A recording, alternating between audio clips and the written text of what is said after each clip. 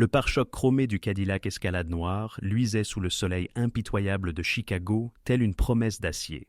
Aux yeux de Cindy Matthews, ce n'était pas un simple signe de luxe, mais le reflet de son potentiel salut. Et à ce moment précis, c'est exactement ce dont elle avait besoin. Son entretien chez Romanos, le restaurant italien le plus prisé du quartier de Gold Coast à Chicago, était prévu dans 4 minutes. 4 minutes pour se transformer.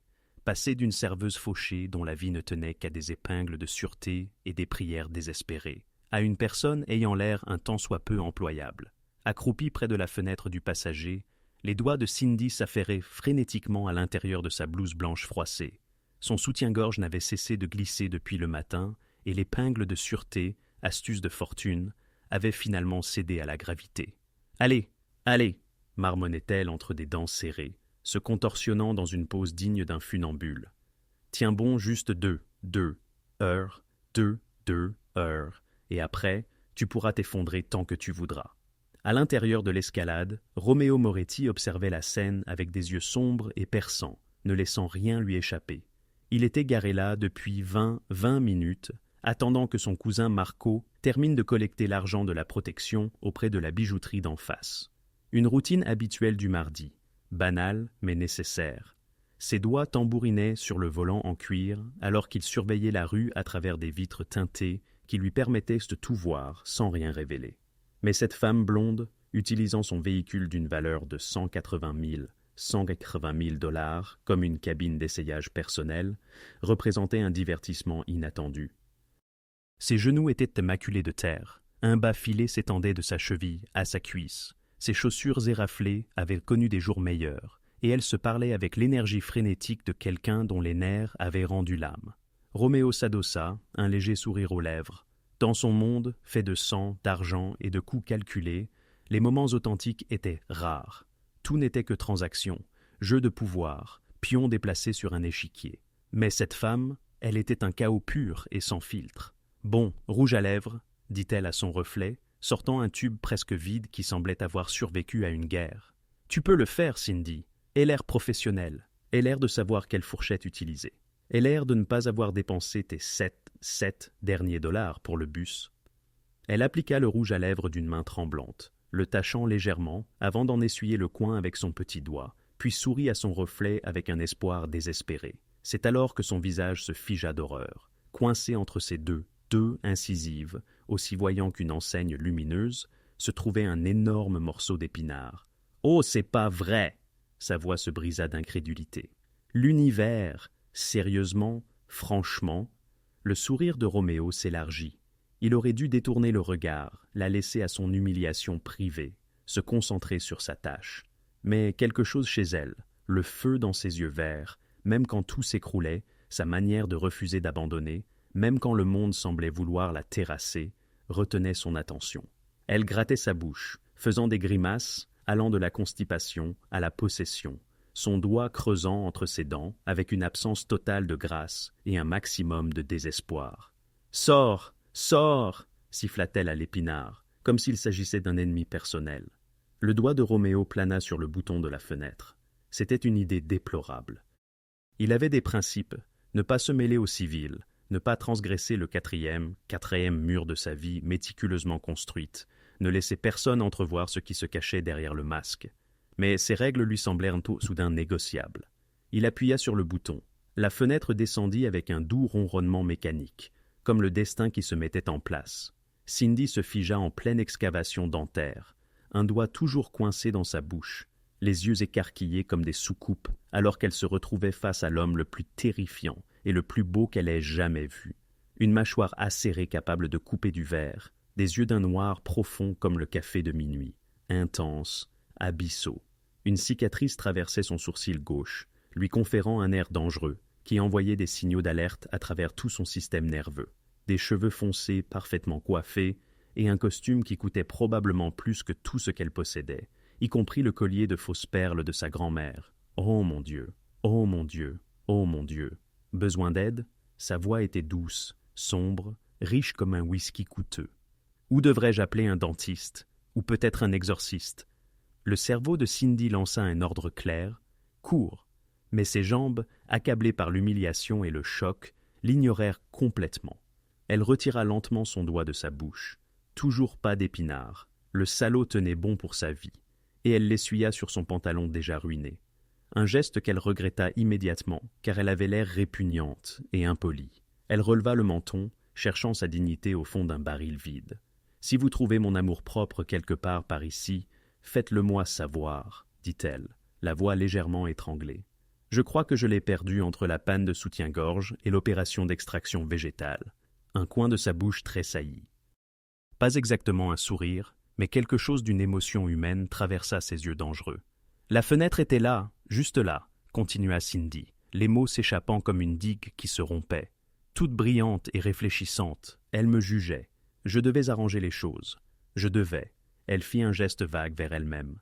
Essayer de ressembler à un être humain fonctionnel. Alors, votre solution était de séduire ma voiture avec des ajustements de lingerie et du rouge à lèvres? Un sourcil sombre s'arqua d'amusement. C'était un accident. Je ne fais pas normalement de spectacle de striptease pour des véhicules de luxe au hasard. Elle marqua une pause, son cerveau rattrapant sa bouche. Enfin, pas le mardi. Les mardis sont mes jours dignes. Clairement, ça se passe bien. Cette fois, il sourit. Cela transforma son visage entier, adoucissant les traits durs, le faisant ressembler moins à une menace et plus à un homme qui comprenait l'absurdité de la vie. Mais quelque chose dans ce sourire lui fit aussi frissonner l'échine. Non pas de peur exactement, mais de reconnaissance. Cet homme était dangereux, d'une manière que son cerveau fauché et désespéré ne pouvait pas même cataloguer. On dirait une histoire de miroir brisé, de légumes récalcitrants et d'un timing catastrophiquement mauvais, dit-il, se penchant légèrement vers la fenêtre.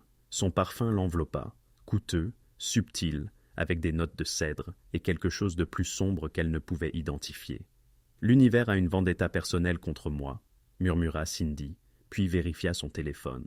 Son cœur s'arrêta. « Oh, doux Jésus, je suis en retard. J'ai un entretien d'embauche. Une interview sérieuse, qui va changer ma vie. S'il vous plaît, Seigneur, laissez-moi pouvoir me payer des ramen et le loyer. » Elle regarda le bâtiment derrière lui, Romanos, avec son élégant auvent et son service de voiturier. « Alors, vous feriez mieux d'aller faire bonne impression, » dit-il, ses yeux traquant son visage avec une intensité déconcertante. « Bien que je doive dire, si vous apportez la moitié de la valeur divertissante à l'intérieur que vous n'avez fournie à l'extérieur, vous voudrez peut-être demander une augmentation avant même de commencer. » Le visage de Cindy rougit. « C'est ça. Oui, je vais juste aller me ridiculiser professionnellement maintenant, au lieu de me divertir. » Elle se tourna pour partir, puis se retourna, le pointant du doigt avec son téléphone. « Et vous, monsieur, propriétaire de votre propre voiture de luxe, bonne chance pour votre truc dangereux et coûteux. Essayez de ne pas écraser de femmes désespérées avec des problèmes d'épinards. » Le sourire de Roméo s'élargit en quelque chose de sincèrement amusé. « Je ferai de mon mieux. Bonne chance, mademoiselle. » Catastrophe. « Mon nom est Miss Catastrophe, » dit-elle, reculant. « On m'appelle aussi Cindy. Cindy Matthews, la fille qui vient d'utiliser votre voiture comme miroir et va maintenant mourir de honte. Ravi de vous rencontrer avant ma mort. »« Roméo, » dit-il simplement. « Roméo Moretti. » Quelque chose dans la façon dont il prononça son nom rendit l'air plus lourd, comme si cela signifiait quelque chose, comme si cela devait signifier quelque chose. Mais Cindy n'eut pas le temps d'analyser l'étrange papillonnement dans son estomac ou la façon dont ses yeux semblaient la suivre comme un toucher physique. Elle se retourna et se dirigea à grands pas vers Romanos, son talon cassé cliquetant de façon inégale sur le trottoir, son cœur battant la chamade contre ses côtes. Derrière elle, Roméo la regarda jusqu'à ce qu'elle disparaisse derrière les portes dorées du restaurant. Roméo Moretti. La voix de Marco crépita via le Bluetooth de la voiture, forçant Roméo à détourner enfin le regard. « C'est fait. Le colis est sécurisé. Où es-tu » ? « Toujours sur place, » dit Roméo, ses yeux se posant à nouveau sur l'entrée du restaurant. « J'ai eu un retard inattendu. » « Quel genre de retard ?» Roméo mit la voiture en marche, s'éloignant du trottoir, mais son esprit n'était plus à la tâche. « Le genre intéressant, » murmura-t-il.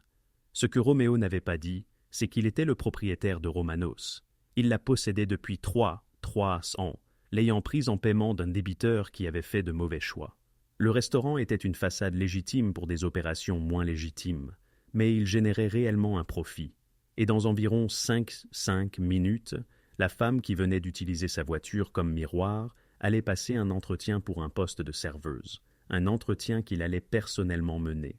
Car l'univers, semblait-il, avait le sens de l'humour, après tout. Roméo gara la voiture dans le garage privé sous Romanos, son esprit déjà en train de penser aux angles. Il aurait dû laisser son manager gérer l'entretien. Il aurait dû rester dans l'ombre où il était à sa place. Il aurait dû oublier les yeux verts, les dents tachées d'épinards et l'authenticité brute qui n'existait pas dans son monde. Il aurait dû. Mais Romeo Moretti avait bâti un empire en sachant quand enfreindre ses propres règles. Son téléphone vibra. Un texto de son second, Vincent.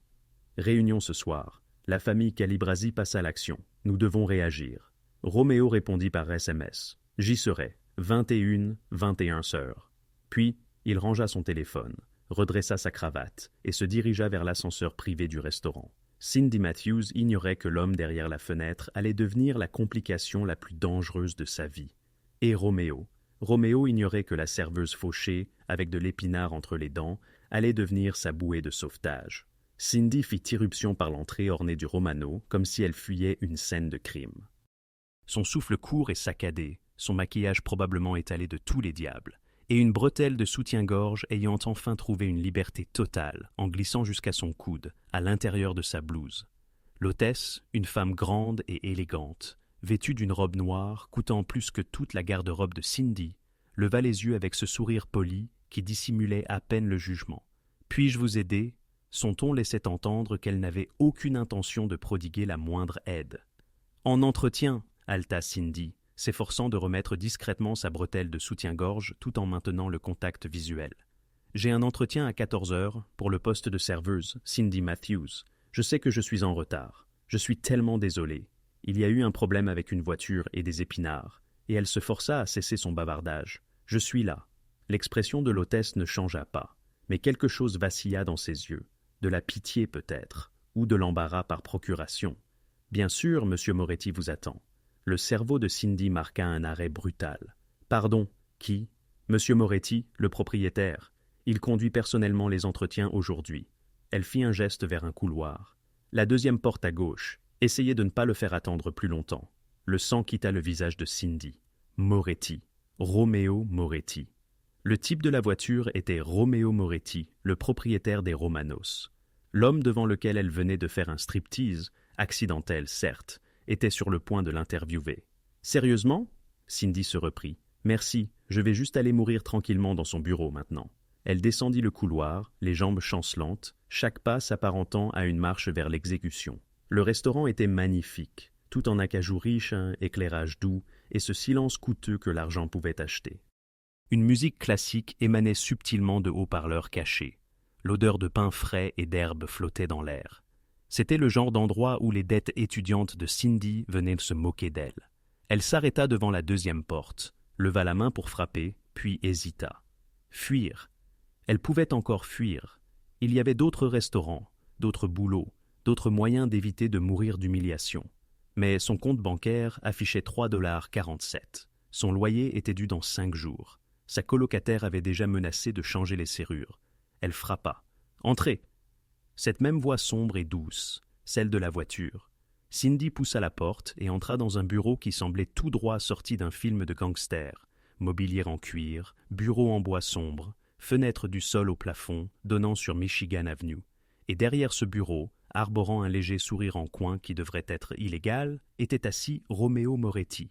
Il paraissait encore plus dangereux à l'intérieur. L'éclairage du bureau accentuait les angles saillants de son visage, l'intensité de ses yeux couleur de nuit, le pouvoir maîtrisé dans sa façon de s'asseoir, tel un prédateur feignant la civilisation. « Mademoiselle Matthews, dit-il, désignant la chaise en face de lui. « Asseyez-vous, s'il vous plaît. Nous avons déjà établi que vous êtes excellente en matière d'entrée. » Le visage de Cindy rougit à en faire cuire des pâtes. « Écoutez, à propos de l'extérieur. L'ajustement du soutien-gorge, l'extraction des épinards, l'utilisation de mon véhicule comme miroir personnel. » Il s'adossa à sa chaise, les doigts croisés. « Tout cela fait partie de votre stratégie d'entretien, je suppose. Très mémorable. Non conventionnelle, mais mémorable. »« Je ne savais pas que c'était votre voiture, » lâcha-t-elle. « Je ne savais pas que vous possédiez cet endroit. Je ne savais pas. » Elle s'interrompit, reprenant son souffle. « Je suis désolé, c'était peu professionnel.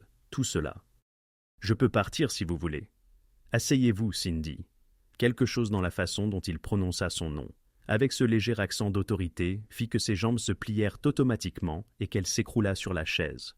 Il prit un CV sur son bureau, son CV, celui qu'elle avait imprimé à la bibliothèque parce que son imprimante était morte 6 mois auparavant et avait rejoint la liste des choses qu'elle ne pouvait pas se permettre de remplacer.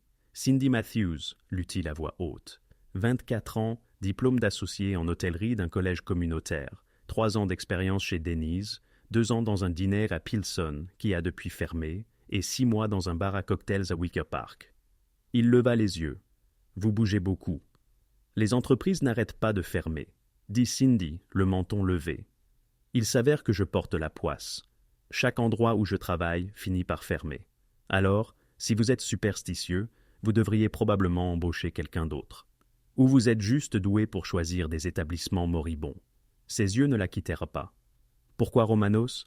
Parce qu'il n'est pas moribond, parce qu'il a du succès, parce que j'en ai marre de travailler dans des endroits qui ne peuvent pas payer les salaires. Elle marqua une pause. Et parce que je suis désespéré, je suis à 3 semaines d'être sans abri. Ma voiture est tombée en panne et mon dernier emploi m'a licencié quand ils ont restructuré, ce qui est le jargon d'entreprise pour « nous sommes en faillite », mais ne voulons pas l'admettre.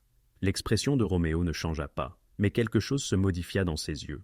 Honnêteté, c'est rare. Je suis trop fatigué pour mentir. Cindy s'affala légèrement sur la chaise. Écoutez, je suis une bonne serveuse. Je travaille dur. Je ne vole pas. Je ne me porte pas malade à moins d'être vraiment mourante. Et je peux porter 6 assiettes à la fois sans en faire tomber aucune. Je ne suis pas sophistiqué. Je ne connais pas les accords mets et vins, et je ne peux probablement pas prononcer la moitié des choses sur votre menu. Mais je suis présente, je fais le travail, et je fais en sorte que les clients se sentent importants, même avec de l'épinard entre les dents. Elle ne put s'en empêcher. Elle rit. Un rire vraiment épuisé. Surtout avec de l'épinard entre les dents. Ça me rend facile à approcher. Roméo sourit. Vraiment sourit. Pas le sourire en coin, mais quelque chose de sincère. Dites-moi, Cindy, que feriez-vous si un client renvoyait une bouteille de vin à 200 $ parce qu'elle n'était pas tout à fait correcte? Je m'excuserais, je demanderais ce qu'ils recherchaient, et je leur en apporterais une meilleure. Ensuite, je boirais la bouteille renvoyée dans la salle de pause et me demanderais comment les gens peuvent se gaspiller 200 $ dans du jus de raisin. Et si un client était impoli avec vous? Sourire, rester professionnel et l'imaginer trébucher en sortant. Elle fit une pause. Mais seulement l'imaginer. Je ne le ferai pas réellement trébucher. Probablement. Ça dépend du degré d'impolitesse. Roméo se leva, contournant le bureau. Il se déplaçait comme de l'eau, fluide, souple, maîtrisé. Il s'appuya sur le bord du bureau, plus proche maintenant, et Cindy sentit à nouveau ce parfum de cèdre mêlé à autre chose. Du danger, peut-être, ou juste un parfum cher. Ce restaurant n'est pas comme vos précédents emplois, dit-il calmement. La clientèle est particulière, des gens puissants, des gens qui attendent de la discrétion. Je peux être discrète. Pouvez-vous? Ses yeux se fixèrent sur les siens. Si vous voyez quelque chose d'inhabituel, quelque chose qui n'avait pas de sens, pourriez-vous l'oublier? Quelque chose de froid rampa le long de l'échine de Cindy. La question semblait lourde, chargée d'un sens qu'elle ne pouvait pas tout à fait saisir. « Je suis douée pour ne pas me mêler de mes affaires, » dit-elle prudemment. « J'ai travaillé dans suffisamment de quartiers difficiles pour savoir que parfois, la meilleure chose à voir, c'est rien du tout. » Roméo l'étudia un long moment. Puis, il hocha la tête, retournant à sa chaise. « Vous commencez lundi à 17 h. Ne soyez pas en retard. » Cindy cligna des yeux. « Attendez, quoi? Je suis embauchée? À moins que vous n'ayez changé d'avis. »« Non, non, je juste. » Elle se leva rapidement, puis se reprit. « Merci, vraiment? Merci, monsieur Moretti. »« Roméo. Roméo, répéta-t-elle, et le nom résonna étrangement sur sa langue, intime, d'une certaine manière. Encore une chose. Il sortit une carte du tiroir de son bureau et l'attendit. Mon numéro privé. Si vous avez des problèmes avec des clients, avec le personnel, avec quoi que ce soit, vous m'appelez directement. Cindy prit la carte, ses doigts frôlant les siens. Une étincelle électrique remonta son bras. « Pourquoi ?» demanda-t-elle. « Pourquoi me donner votre numéro personnel ?» Les yeux de Roméo s'obscurcirent. « Disons simplement que j'ai le sentiment que vous allez être intéressante à avoir autour de soi. » Cindy quitta le bureau, étourdie, la carte brûlante dans sa poche comme un secret. Elle atteignit la rue avant de laisser échapper un rire essoufflé d'incrédulité. Elle avait un emploi, elle allait pouvoir payer son loyer, elle n'allait pas être sans abri, et son nouveau patron était l'homme le plus dangereusement attirant qu'elle ait jamais rencontré, et, pour une raison inexplicable, il semblait intéressé. Ce qu'elle ne vit pas, ce fut Roméo la regardant depuis la fenêtre, son expression indéchiffrable. Son téléphone vibra. Vincent encore. La réunion de Calibrasie. Ils veulent discuter du territoire. Ça pourrait devenir laid. Roméo répondit par SMS. Que ce soit laid, je m'en occuperai. Mais ses yeux restèrent court fixés sur la silhouette de Cindy qui s'éloignait. Il avait enfreint sa règle cardinale. Ne jamais s'impliquer personnellement avec des employés. Ne jamais brouiller les lignes entre les affaires et ce que cela pouvait être. Mais Romeo Moretti n'avait pas bâti un empire en suivant les règles. Il l'avait bâti en sachant quand les enfreindre. Et quelque chose lui disait que Cindy Matthews valait la peine d'enfreindre toutes les règles qu'il avait. Ce qu'il ne savait pas encore, c'est qu'elle allait devenir sa plus grande faiblesse. Et dans son monde, la faiblesse mène à la mort. Le lundi arriva avec une humidité telle que Chicago semblait transpirer dans son costume coûteux. Cindy se tenait devant les Romanos à 16h45, 15 minutes en avance, car le désespoir lui avait appris que la ponctualité était la seule monnaie qu'elle pouvait toujours se permettre. Elle portait un pantalon noir trouvé chez Goodwill, avec une seule petite tache à peine visible, et une chemise blanche qu'elle avait repassée 3 fois jusqu'à ce qu'elle ôte l'air presque neuve. Ses cheveux étaient attachés en une queue de cheval soignée, sans trace d'épinards entre les dents. Elle avait vérifié 17 fois. L'entrée de service, par où entrait le personnel, se trouvait dans une ruelle qui sentait le déchet coûteux, si tant est qu'une telle chose existait. Un homme imposant en costume sombre se tenait près de la porte, les bras croisés, le visage inexpressif. « Entrée du personnel ?» demanda Cindy avec hésitation. Il la toisa de ses yeux froids. « Non, Cindy Matthews, nouvelle serveuse. Je commence aujourd'hui. » Il sortit son téléphone, vérifia quelque chose, puis hocha la tête et ouvrit la porte. Au fond du couloir, deuxième à gauche, demandait Maria. Le couloir à l'intérieur ne ressemblait en rien à l'élégante façade du restaurant. Sols en béton, éclairage fluorescent, le bourdonnement industriel des équipements de cuisine. Ça sentait l'ail, le pain frais et autre chose, du tabac et du parfum. Cindy trouva la salle du personnel et frappa. « Entrez !» Une voix de femme, chaleureuse et teintée d'un accent italien. Maria se révéla être une femme d'une 50aine d'années, petite et ronde, aux yeux doux, parée d'un tablier fleuri. Elle toisa Cindy et esquissa un sourire chaleureux. « Ah, c'est toi, la nouvelle, l'employé de Roméo. Viens, viens, je vais tout te montrer. » « L'employé de Roméo, » répéta Cindy, la suivant. Maria lui lança un regard complice. « D'habitude, il ne fait pas passer les entretiens aux serveuses, c'est mon rôle. Mais il a spécifiquement demandé à te voir. » Elle tendit un tablier et un badge nominatif à Cindy. « Tu as dû faire une forte impression. »« Si seulement tu savais, » pensa Cindy en nouant son tablier, tandis que l'heure suivante s'apparentait à un tourbillon de formation. Maria lui expliqua le système de numérotation des tables, le terminal de points de vente, la carte des vins qui ressemblait à une langue étrangère, et la présenta au reste du personnel. Il y avait Tony, le chef cuisinier, un homme imposant aux bras couverts de tatouages et à la voix étonnamment douce. Marco, le barman, aux yeux aussi sombres que ceux de Roméo, qui se présenta comme son cousin, et plusieurs autres serveuses, qui joguaient Cindy avec des expressions allant de la franche sympathie à la profonde suspicion. « Ne fais pas attention à elles, » murmura Maria. « Elles sont juste protectrices. Cet endroit, c'est la famille. » La façon dont elle prononça le mot « famille » lui donna une résonance particulière, bien au-delà d'un simple terme. Vers 17h30, l'établissement commença à se remplir. Cindy fut assignée à Angela, une serveuse grande et brune, aux yeux perçants et aux talons encore plus aiguisés, qui fit savoir, par son seul langage corporel, que la présence de Cindy la dérangeait. « Regarde et apprends, c'est tout, » dit Angela d'un ton glacial. « Ne touche à rien, ne parle pas aux clients, ne nous fais pas honte. » Cindy ravala sa réplique et la suivit. La salle à manger était encore plus belle le soir. La lumière tamisée baignait tout d'une teinte dorée. Des couples élégamment vêtus s'installaient à des tables intimes, tandis que le léger tintement des couverts raffinés sur des assiettes délicates créait un rythme harmonieux. Tout était parfait jusqu'à 19h. Cindy observait Angela servir des boissons quand elle les remarqua. 4 hommes en costume sombre entraient par l'entrée principale, mais sans attendre l'hôtesse. Ils traversèrent la salle à manger directement vers l'arrière, sans que l'hôtesse ne les arrête. L'un d'eux était Roméo, un autre était Marco, le barman, son cousin.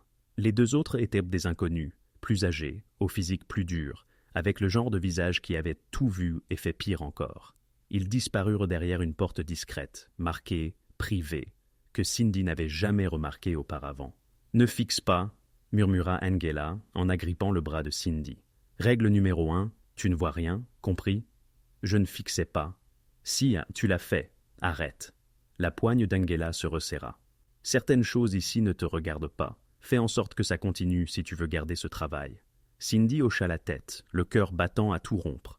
Pendant la bonne heure qui suivit, elle tenta de se concentrer sur l'apprentissage des numéros de table et la manière de tenir correctement une bouteille de vin.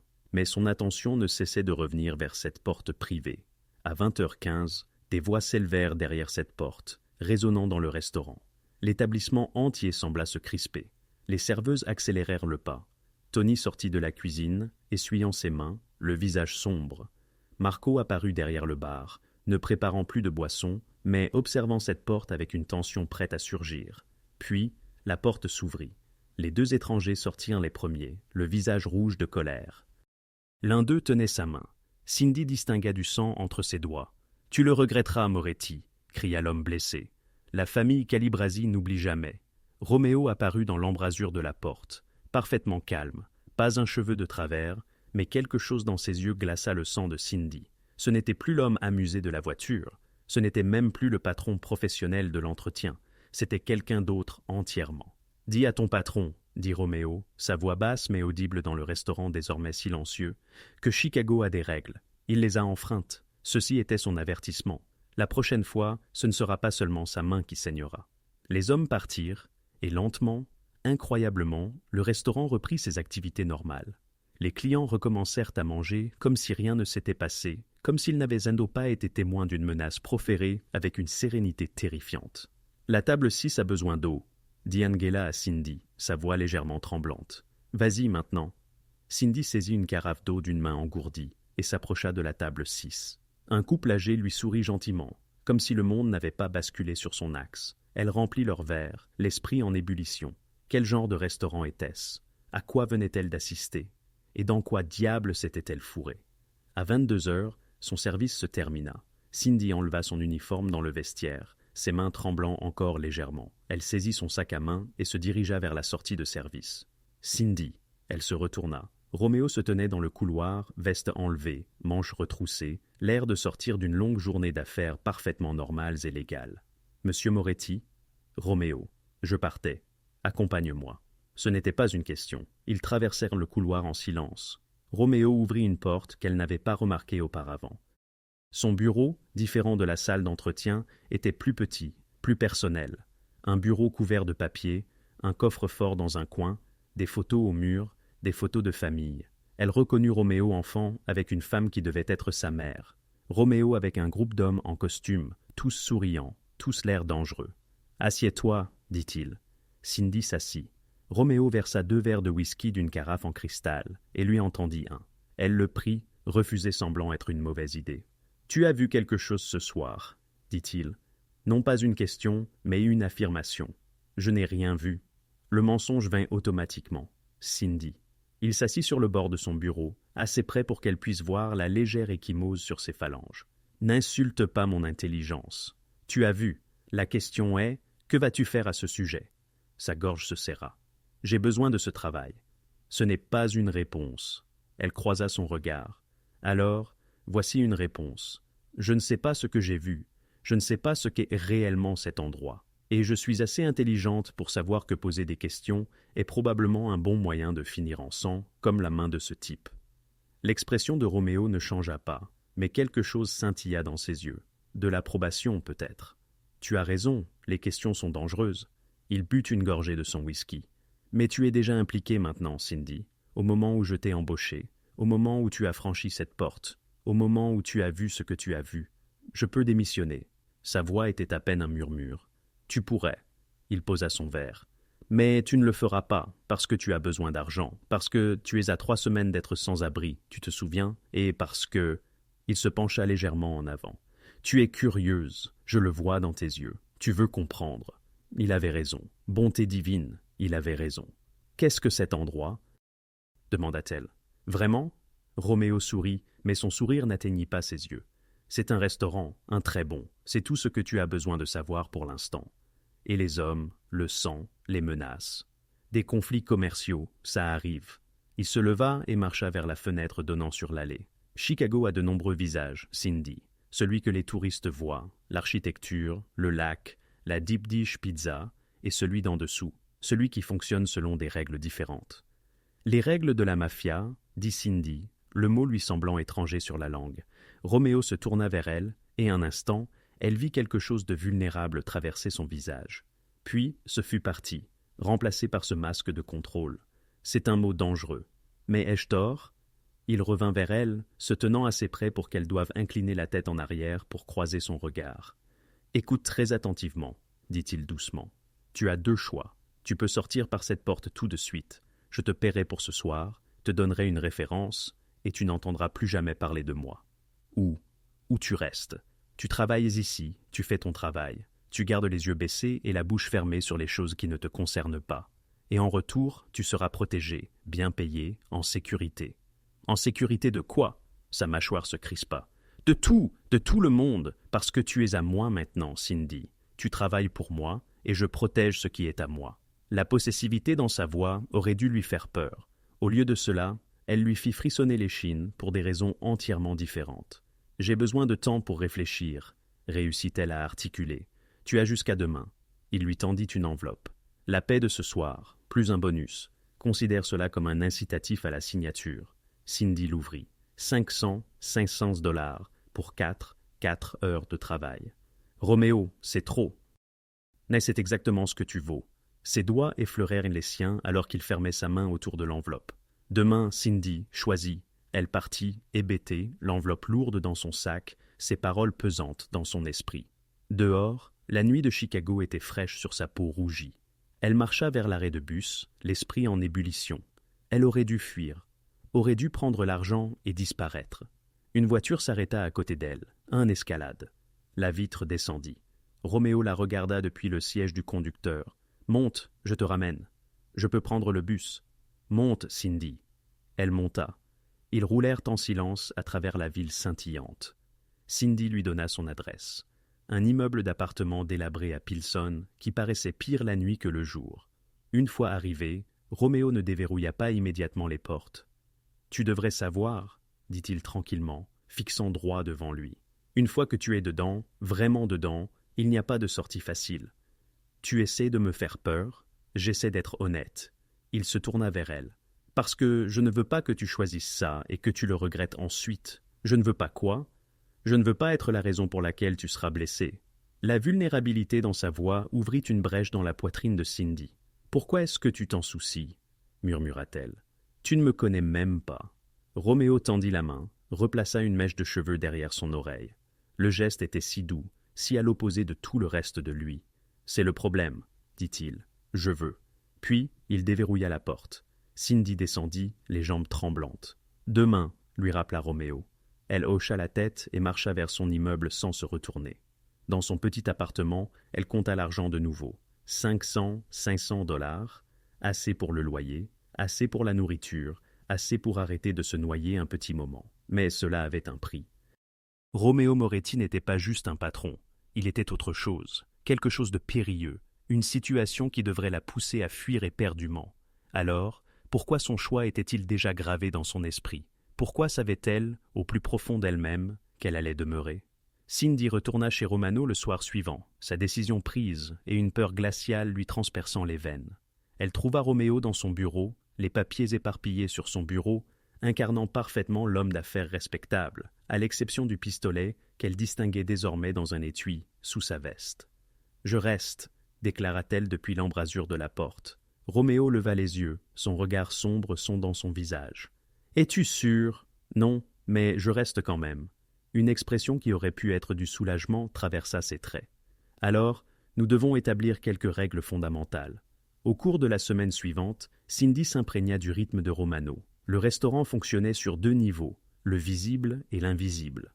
Pendant les heures d'ouverture, il était exactement ce qu'il semblait être, un restaurant italien haut de gamme servant l'élite de Chicago. Mais certaines nuits, certaines réunions se déroulaient dans les arrière-salles, de l'argent changeait de main. Des accords étaient conclus, et Cindy apprit à ne rien voir. Elle excellait dans son travail, les clients l'adoraient. Elle possédait cette capacité rare de faire en sorte que les millionnaires se sentent des gens ordinaires, et que les gens ordinaires se sentent des millionnaires. Les pourboires est-il généreux? Maria la prit sous son aile. Même Angela s'adoucit légèrement, et Roméo observait. Elle sentait constamment son regard sur elle. Quand elle riait avec les clients, quand elle gérait avec efficacité une table difficile, quand elle nouait son tablier le matin, il la regardait avec une intensité qui réchauffait sa peau et faisait battre son cœur. Ils ne parlaient guère au-delà des échanges professionnels, mais l'air entre eux crépitait d'un indicible non-dit. Puis vint le jeudi soir. Cindy. Roméo apparut à son poste à 19h. « J'ai besoin de toi pour quelque chose. J'ai 4 tables. Angela les couvrira. » Son expression était indéchiffrable. « Viens avec moi. » Il la conduisit à son bureau, où une housse de vêtements était suspendue à la porte. « Qu'est-ce que c'est? Un dîner? Des partenaires d'affaires. J'ai besoin de toi là-bas. » L'estomac de Cindy se serra. « En tant que serveuse? En tant que ma cavalière. » Les mots planèrent dans l'air, telle une bombe. « Tu es quoi? » Roméo passa une main dans ses cheveux, le premier geste nerveux qu'elle lui ait jamais vu. « Il y a des gens qui viennent ce soir, des gens importants, des gens dangereux, et ils apportent des complications. J'ai besoin de quelqu'un avec moi, quelqu'un qui ne fait pas partie de ce monde, quelqu'un qui me fait paraître humain, » supposa Cindy. « Oui, » il croisa son regard. « Exactement ça, humain. » Cindy croisa les bras. « Et qu'est-ce que je gagne à jouer les potiches à votre dîner de la mafia? 2000 $. De plus, tu gardes la robe. » Il marqua une pause. « Et ma protection, dont tu pourrais bien avoir besoin après ce soir. » Réconfortant. « Je n'essaie pas de te réconforter. Je suis honnête. » Roméo se rapprocha. Ces hommes, ils respectent le pouvoir, mais ils respectent aussi la normalité. Un homme avec une femme à son bras a l'air posé, stable, moins susceptible de faire des gestes imprudents. « Donc, je suis un accessoire. Tu es un bouclier. » Sa voix baissa. « Et peut-être, si je suis tout à fait honnête, une excuse pour te garder près de moi pour une soirée. » Le souffle de Cindy se coupa. « Roméo, la robe est à ta taille. Maria m'a aidé à deviner. Le dîner commence à 20h. Dis oui, Cindy. » Elle devrait dire non, devrait s'enfuir, devrait. La robe était en soie vert émeraude, simple mais élégante, avec un décolleté qui suggérait sans révéler. Elle lui allait parfaitement. Maria lui fit des vagues douces et appliqua un maquillage qui fit de Cindy une version améliorée d'elle-même. Quand elle sortit de la salle de bain, Roméo l'attendait dans le couloir. Il portait un costume anthracite qui lui donnait l'air d'un péché enveloppé dans un tissu coûteux. Ses yeux parcoururent lentement sa silhouette, et quelque chose de sombre et d'affamé vacilla dans leur profondeur. « Tu as l'air… » Il s'éclaircit la gorge. « Parfaite. J'ai l'air de jouer à la dinette. Tu as l'air d'être à ta place. » Il lui offrit son bras. « Prête ? » Pas le moins du monde. La salle à manger privée se trouvait à l'arrière de Romano, un espace que Cindy n'avait jamais vu. Des lambris d'acajou, des lustres en cristal, une table dressée pour 12 personnes, et déjà assis, se trouvaient nés parmi les personnes les plus intimidantes que Cindy ait jamais vues. Des hommes en costumes coûteux, aux yeux morts, des femmes couvertes de bijoux, aux sourires qui n'atteignaient pas leur visage. Et à la tête de la table, un homme d'une 60 d'années, aux cheveux argentés et au visage taillé dans la pierre. « Moretti, » dit l'homme à leur entrée. « C'est si gentil de vous joindre à votre propre dîner, Salvatore. » La voix de Roméo était agréable, mais Cindy sentit la tension dans son bras. « Merci d'être venu, tout le monde. Voici Cindy. Cindy, voici Salvatore Calibrassi et ses associés.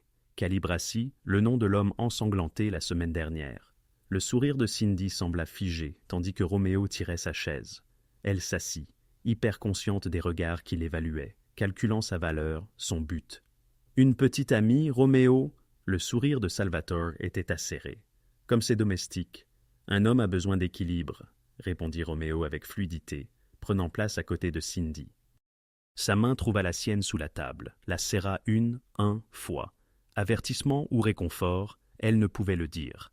Le dîner commença. Plat après plat de mets exquis que Cindy pouvait à peine goûter. La conversation coulait autour d'elle, mélangeant des discussions sur les territoires, les arrangements commerciaux et les ententes mutuelles. Chaque mot semblait codé, dangereux. Les yeux de Salvatore ne cessaient de revenir sur Cindy. « Dites-moi, ma chère, comment avez-vous rencontré notre Roméo ?» Cindy sentit Roméo se tendre à côté d'elle. Elle prit une gorgée de vin pour puiser du courage. « J'ai utilisé sa voiture comme miroir pour ajuster mon soutien-gorge, » dit-elle. C'était très romantique. Le silence tomba sur la table, puis Salvatore rit. Un rire tonitruant qui fit que tous les autres se détendirent légèrement. « Une femme honnête, comme c'est rafraîchissant. Il leva son verre. Dans notre monde, Roméo, l'honnêteté est plus rare que la loyauté. Tu as trouvé un trésor. La main de Roméo se resserra sur la sienne. Oui, en effet. Mais de l'autre côté de la table, un homme plus jeune, d'une trentaine, 30 d'années, beau d'une manière cruelle, se pencha en avant avec un sourire prédateur. « Pardonnez-moi, dit-il, son accent épais.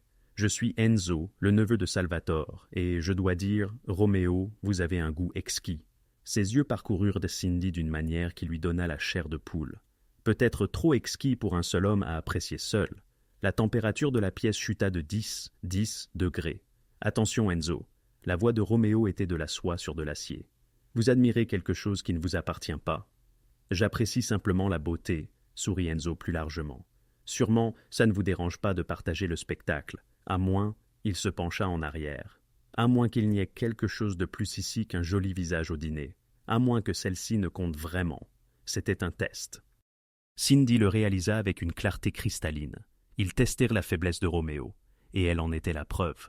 Enzo se leva, contourna la table vers Cindy. « Peut-être que la dame voudrait danser. Après tout, il y a de la musique. » Il lui tendit la main. À moins que Roméo n'y voie d'objection. Tous les regards se tournèrent vers Roméo. Objecter montrerait une faiblesse, montrerait que Cindy était plus qu'un simple rendez-vous, mais le permettre. Cindy se leva avant que Roméo ne puisse répondre. « J'adorerais, » dit-elle avec un grand sourire. « Je n'ai pas dansé depuis une éternité. » La mâchoire de Roméo se serra, mais il hocha légèrement la tête. Enzo la mena à l'espace dégagé où une musique douce jouait.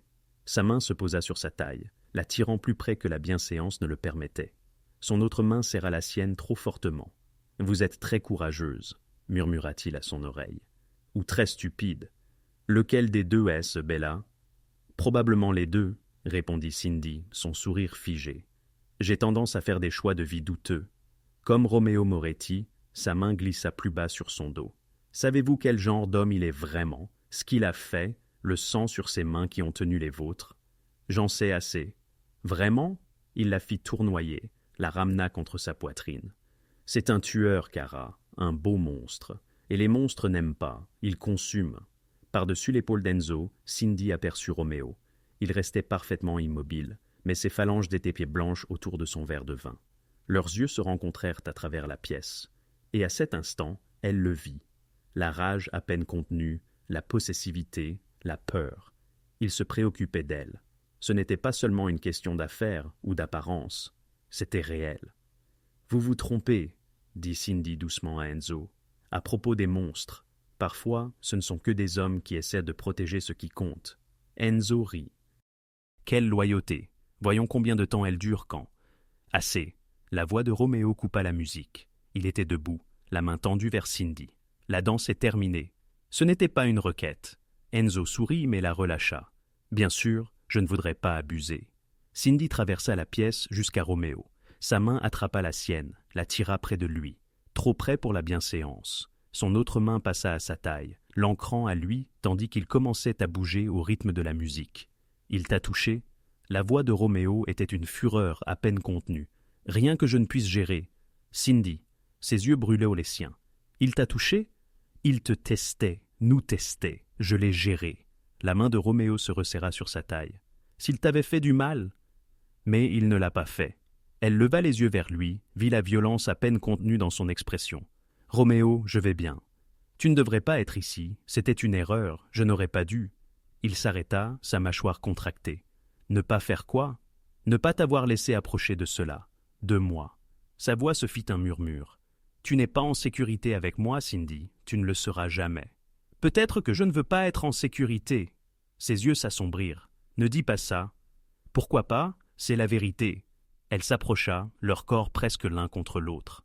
« Tu penses que je ne vois pas ce que c'est? Tu penses que je ne comprends pas? Tu ne... » « Je comprends assez. » Son cœur battait la chamade. « Je comprends que tu es dangereux, que ce monde dans lequel tu vis pourrait m'engloutir. Mais je comprends aussi que lorsque tu me regardes, c'est la première fois que je me sens vu, vraiment vu. » Le contrôle de Roméo se fissura. Sa main encadra son visage, son pouce effleurant sa pommette. « Cindy, je... » Un coup de feu brisa l'instant. La musique s'arrêta. Tout le monde se figea. Salvatore se leva, un pistolet fumant à la main, pointé vers le plafond. « Pardonnez l'interruption, » dit-il calmement. « Mais je crois que nous avons eu assez de divertissement pour la soirée. Roméo, devrions-nous discuter affaires ?» La main de Roméo retomba du visage de Cindy, mais il ne s'éloigna pas. « Bien sûr que votre femme parte. Cette conversation n'est pas destinée à des oreilles délicates, qu'elle reste. » La voix de Roméo était péremptoire. « Tout ce que vous avez à me dire, vous pouvez le dire devant elle. » Salvatore plissa les yeux. « C'est imprudent. »« C'est mon choix. » La tension crépita dans la pièce comme l'électricité avant l'orage. Finalement, Salvatore esquissa un sourire. « Très bien. Qu'elle entende comment son homme mène ses affaires. Qu'elle voie le monstre qu'elle est si prompte à défendre. » Roméo retrouva la main de Cindy. « Assieds-toi, murmura-t-il. Quoi que tu entendes, quoi que tu vois, ne réagis pas. Peux-tu faire ça ?» Cindy hocha la tête, n'osant pas parler. Ils s'assirent. Les hommes de Salvatore sortirent des mallettes, des feuilles de calcul, des cartes de Chicago divisées en territoires, comme une zone de guerre. Et Cindy écouta des choses qui lui glaçaient le sang. Raquettes de protection, blanchiment d'argent, expédition de marchandises qui, elle le soupçonnait, n'avaient rien à voir avec des fournitures de restaurant. Roméo négociait avec une précision froide, ne donnant rien, prenant tout, sa main ne quittant jamais la sienne sous la table. C'était son univers. Cette obscurité, cette violence à peine contenue dans des costumes coûteux et un langage poli. Et le plus terrifiant, elle ne s'enfuyait pas. À minuit, la réunion prit fin. Salvatore se leva, rajusta sa veste. « Nous avons un accord, alors, Roméo. La famille Calabresi respectera vos territoires et vous reconsidérerez votre position concernant les entrepôts portuaires. »« J'y réfléchirai, » répondit Roméo, ce qui, Cindy l'apprenait, signifiait absolument pas. « Bien. » Les yeux de Salvatore se posèrent tête sur Cindy une dernière fois. « Gardez votre femme près de vous, Moretti. Dans notre monde, ce que nous aimons devient notre faiblesse ou notre force. » Salvatore rit. « Nous verrons bientôt laquelle elle est. » Ils partirent tous, et la pièce devint soudainement vide, à l'exception de Roméo et Cindy, et du désordre du dîner. Roméo relâcha sa main, se leva, se dirigea vers la fenêtre. Ses épaules étaient rigides, ses mains serrées. « Tu devrais partir, » dit-il sans se retourner. « Maria te ramènera. »« Roméo, s'il te plaît. » Sa voix se brisa légèrement. « Va-t'en, simplement. » Cindy se leva, s'approcha de lui, posa sa main sur son dos, le sentit tressaillir. « Je ne vais nulle part, » dit-elle doucement. Il se retourna et l'angoisse dans ses yeux faillit la briser. « Tu as tout entendu, tu as tout vu. J'ai vu comment tu protèges ton territoire, tes hommes, ton monde. Mon monde, c'est l'obscurité, Cindy, la violence, le sang. » Il lui saisit les épaules, pas brutalement, mais avec désespoir. « J'ai tué plus d'hommes que je ne peux compter. J'ai fait des choses qui te feraient fuir en hurlant si tu connaissais les détails. Alors dis-moi quoi, dis-moi. » Elle le regarda fixement. « Dis-moi tout, absolument tout, parce que j'en ai assez des bribes et des allusions. Si je suis là-dedans, si je suis à toi, comme tu n'arrêtes pas de le dire, alors je mérite la vérité. » Roméo la fixa un long instant.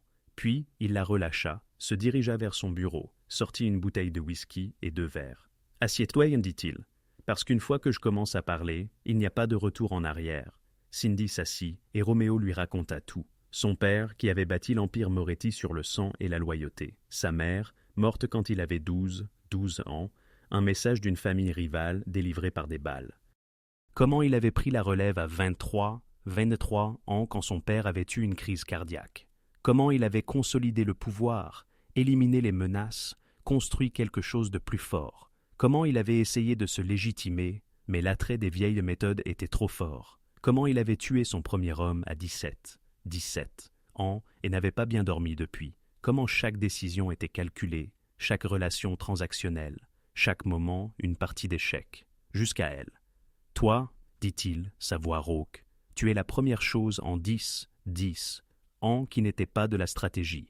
Tu as utilisé ma voiture comme un miroir, tu avais des épinards entre les dents, et tu étais si réelle, si humaine, si différente de tout ce qui existe dans mon monde. » Les yeux de Cindy brûlaient de larmes non versées. « Roméo, et maintenant je t'ai entraîné là-dedans, dans le danger, dans... » Il s'arrêta, détourna le regard. « Je devrais te laisser partir, je devrais te payer, t'envoyer loin, te garder en sécurité.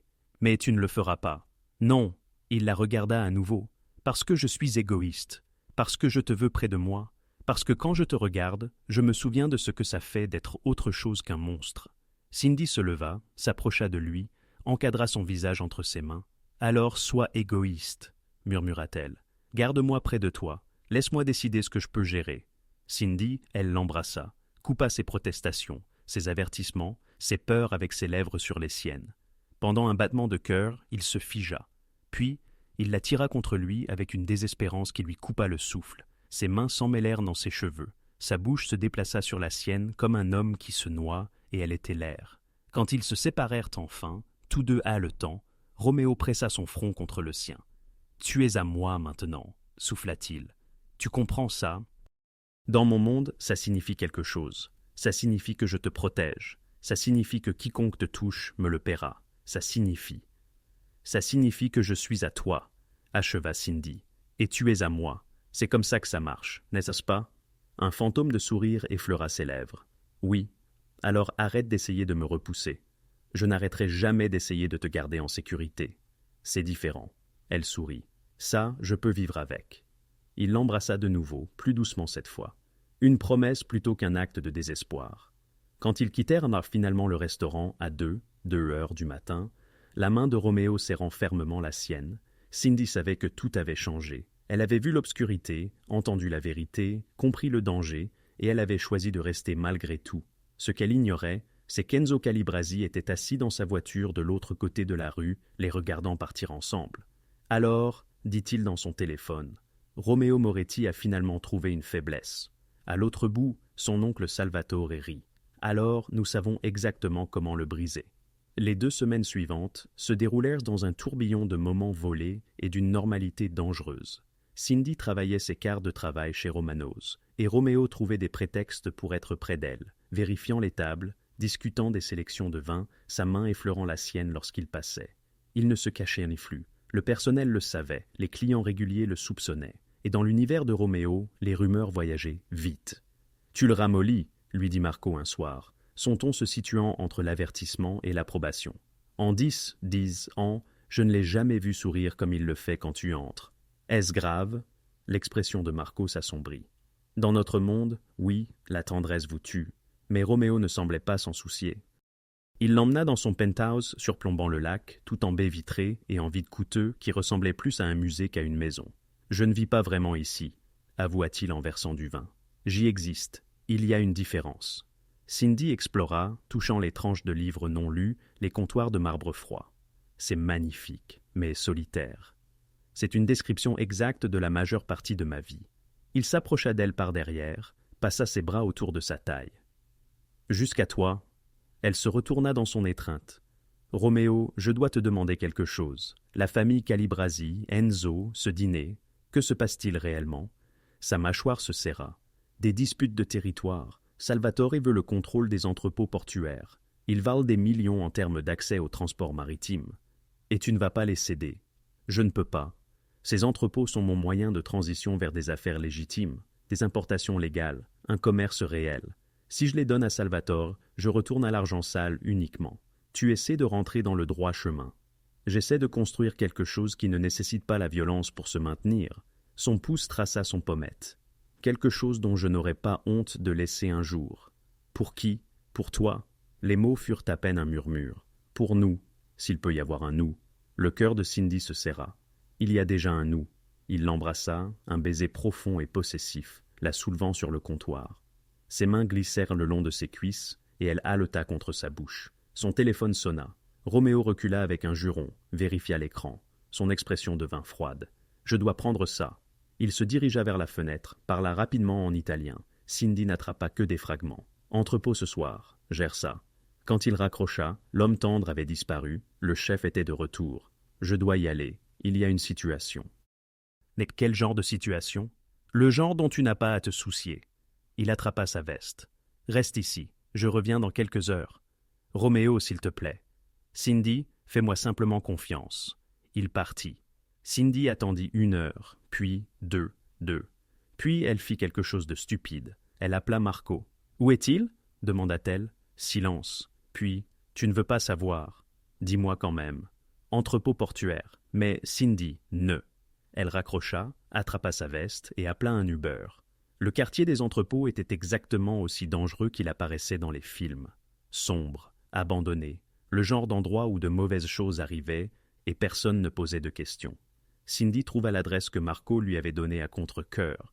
Des VUS noirs étaient garés à l'extérieur. Des hommes en vêtements sombres montèrent la garde. Elle aurait dû faire demi-tour. Aurait dû.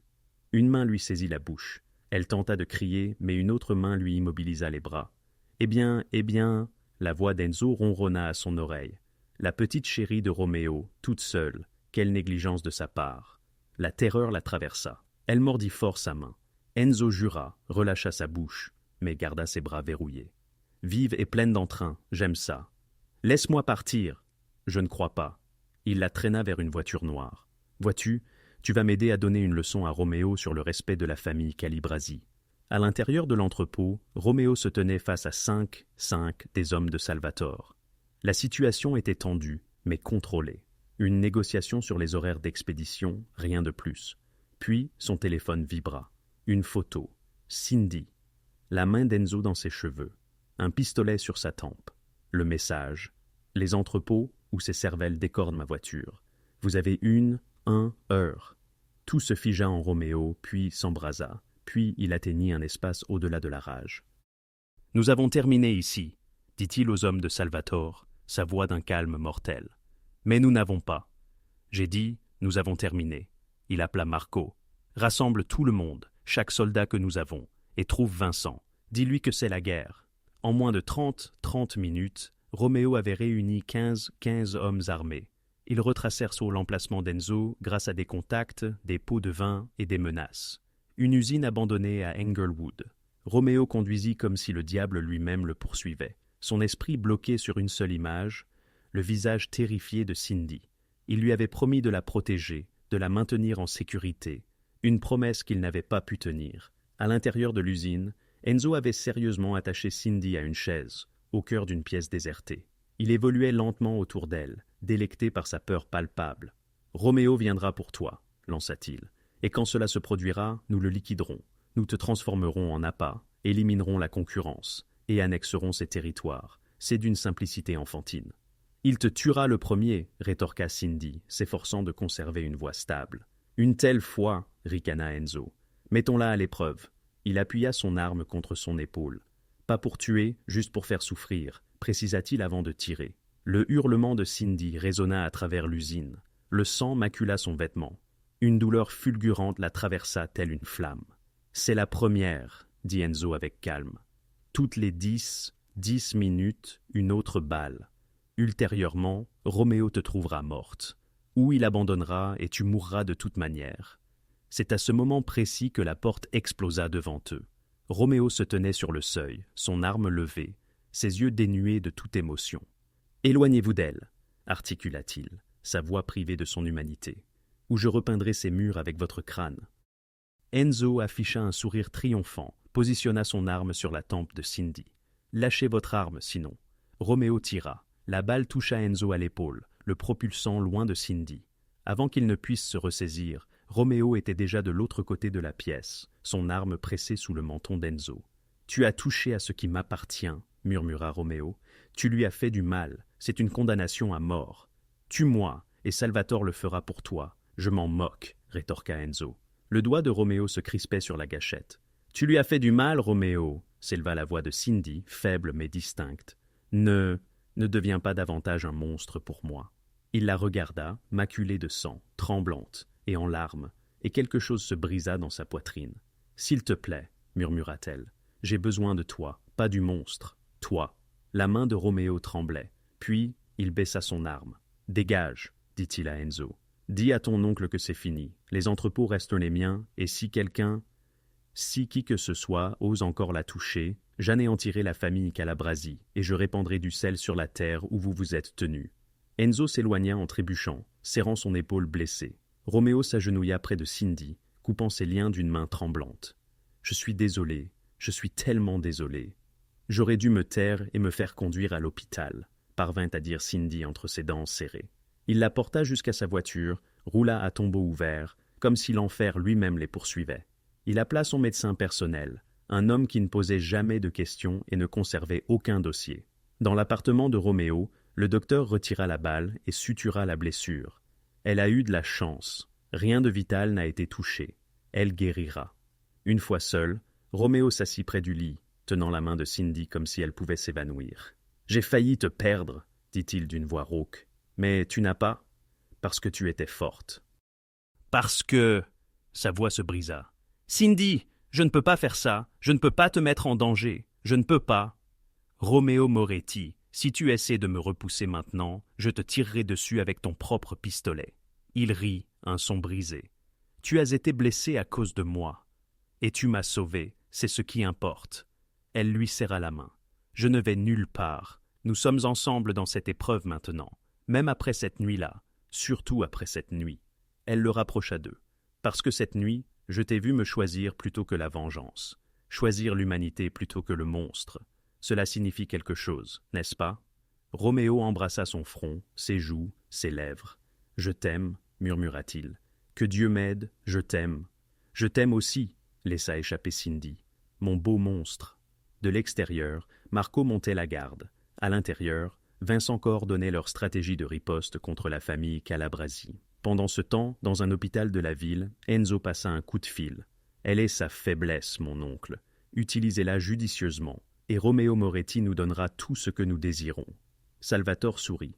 « Oh, c'est bien mon intention. » Cindy se remit progressivement. La blessure par balle cicatrisa, laissant une cicatrice qu'elle traçait dans les miroirs. Un rappel permanent du prix à payer pour aimer Roméo Moretti. Roméo ne la quittait jamais. Il l'installa dans son appartement, engagea des gardes et fit installer des systèmes de sécurité ultra perfectionnés. La cage était dorée, mais elle restait une cage. « J'ai besoin de travailler, » lui dit-elle après une semaine. « Non, pas encore. Roméo, je deviens dingue ici. Tu as failli mourir. Et rester dans cet appartement ne changera rien à cela. » Elle se leva, grimaçant légèrement. « J'ai besoin de retrouver une vie normale. J'ai besoin de ma vie d'antan. » Sa mâchoire se serra. « Ta vie a failli te coûter la vie. Non, ta vie a failli me tuer. » Il y a une différence. Les mots claquèrent comme une gifle. Le visage de Roméo devint, avec une précision glaçante, parfaitement impassible. C'était le masque qu'il arborait lorsque la douleur était si intense qu'il ne pouvait la montrer. « Tu as raison, » dit-il calmement. « C'est pourquoi peut-être devrions-nous ne pas. » Cindy s'approcha de lui. « N'ose pas finir cette phrase. Nous n'allons pas y mettre fin parce que c'est difficile. » « Ce n'est pas difficile, Cindy. C'est impossible. » Il fit un geste englobant leur environnement. « Voici mon univers, la violence, le danger, des ennemis qui se serviront de quiconque m'est cher comme d'une arme contre moi. Alors, apprends-moi à me protéger. Fais de moi une cible moins vulnérable. Ce n'est pas ainsi que les choses se déroulent. Alors, change la donne, » s'éleva sa voix. « Tu n'arrêtes pas de dire que tu veux devenir légitime. Alors fais-le. Quitte les affaires familiales. » Roméo laissa échapper un rire amer. « On ne quitte pas la mafia, Cindy. Il n'y a pas d'entretien de départ, pas de préavis de 2 semaines. On est dedans jusqu'à ce qu'on soit mort ou que tous ceux qui vous connaissaient soient morts. Alors, nous allons y arriver ensemble. Je ne peux pas te demander de... » Un coup à la porte les interrompit. Marco entra, l'expression sombre. « Nous avons un problème. Salvatore a demandé à se rencontrer demain soir. Il exige votre présence. Que veut-il ? Discuter des termes de la paix. » Le ton de Marco laissait suggérer qu'il ne le croyait pas une seconde. Les yeux de Roméo se rétrécirent. « C'est un piège, probablement. Mais si je n'y vais pas, c'est une insulte. Cela signifie la guerre. » Après le départ de Marco, Roméo arpentait les lieux tel un fauve en cage. Il va réclamer les entrepôts, ou pire. Quoi de pire ? Roméo la regarda, et Cindy lut la réponse dans ses yeux. « Moi, murmura-t-elle, il va exiger que vous me lâchiez. Je ne ferai jamais ça. » « Tu vas peut-être devoir le faire. » Sa voix trembla. « Si cela signifie protéger ta famille, tes proches, tu vas peut-être devoir choisir. Il n'y a pas de choix. Je te choisis. Toujours toi, même si cela signifie que des vies seront perdues. » Le silence de Roméo fut une réponse suffisante. La nuit suivante, Cindy insista pour l'accompagner au rendez-vous dans un lieu neutre, un club privé du centre-ville. Roméo était accompagné de Marco et Vincent. Salvatore, lui, était flanqué d'Enzo, fraîchement bandé, et de six autres hommes. Les 2 groupes s'installèrent face à face autour d'une longue table, la tension palpable à couper au couteau. « Roméo, » commença Salvatore d'une voix affable, « parlons de notre avenir, de ce que je veux. Je désire les entrepôts, tu désires la paix. Un échange simple, n'est-ce pas? Non. Le sourire de Salvatore ne faiblit pas. Alors, laissez-moi vous proposer des conditions alternatives. Vous conservez vos entrepôts, je conserve mon territoire, et vous mettez fin à votre relation avec mademoiselle Matthews. Le sang de Cindy se glaça.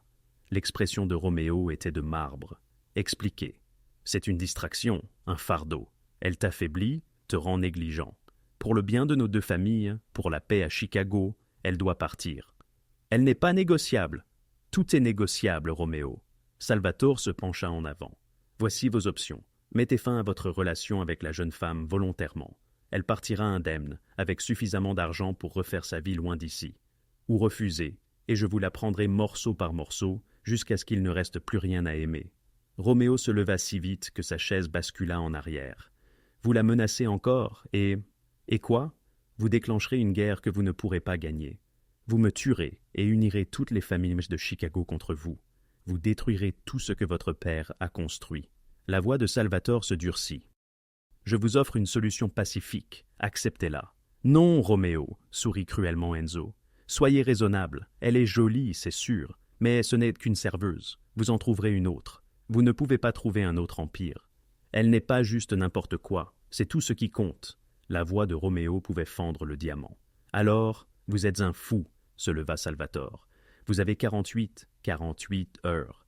Mettez-y fin ou je la liquiderai. À vous de choisir. Ils partirent. Dans la voiture, après la confrontation, Cindy et Roméo restèrent silencieux.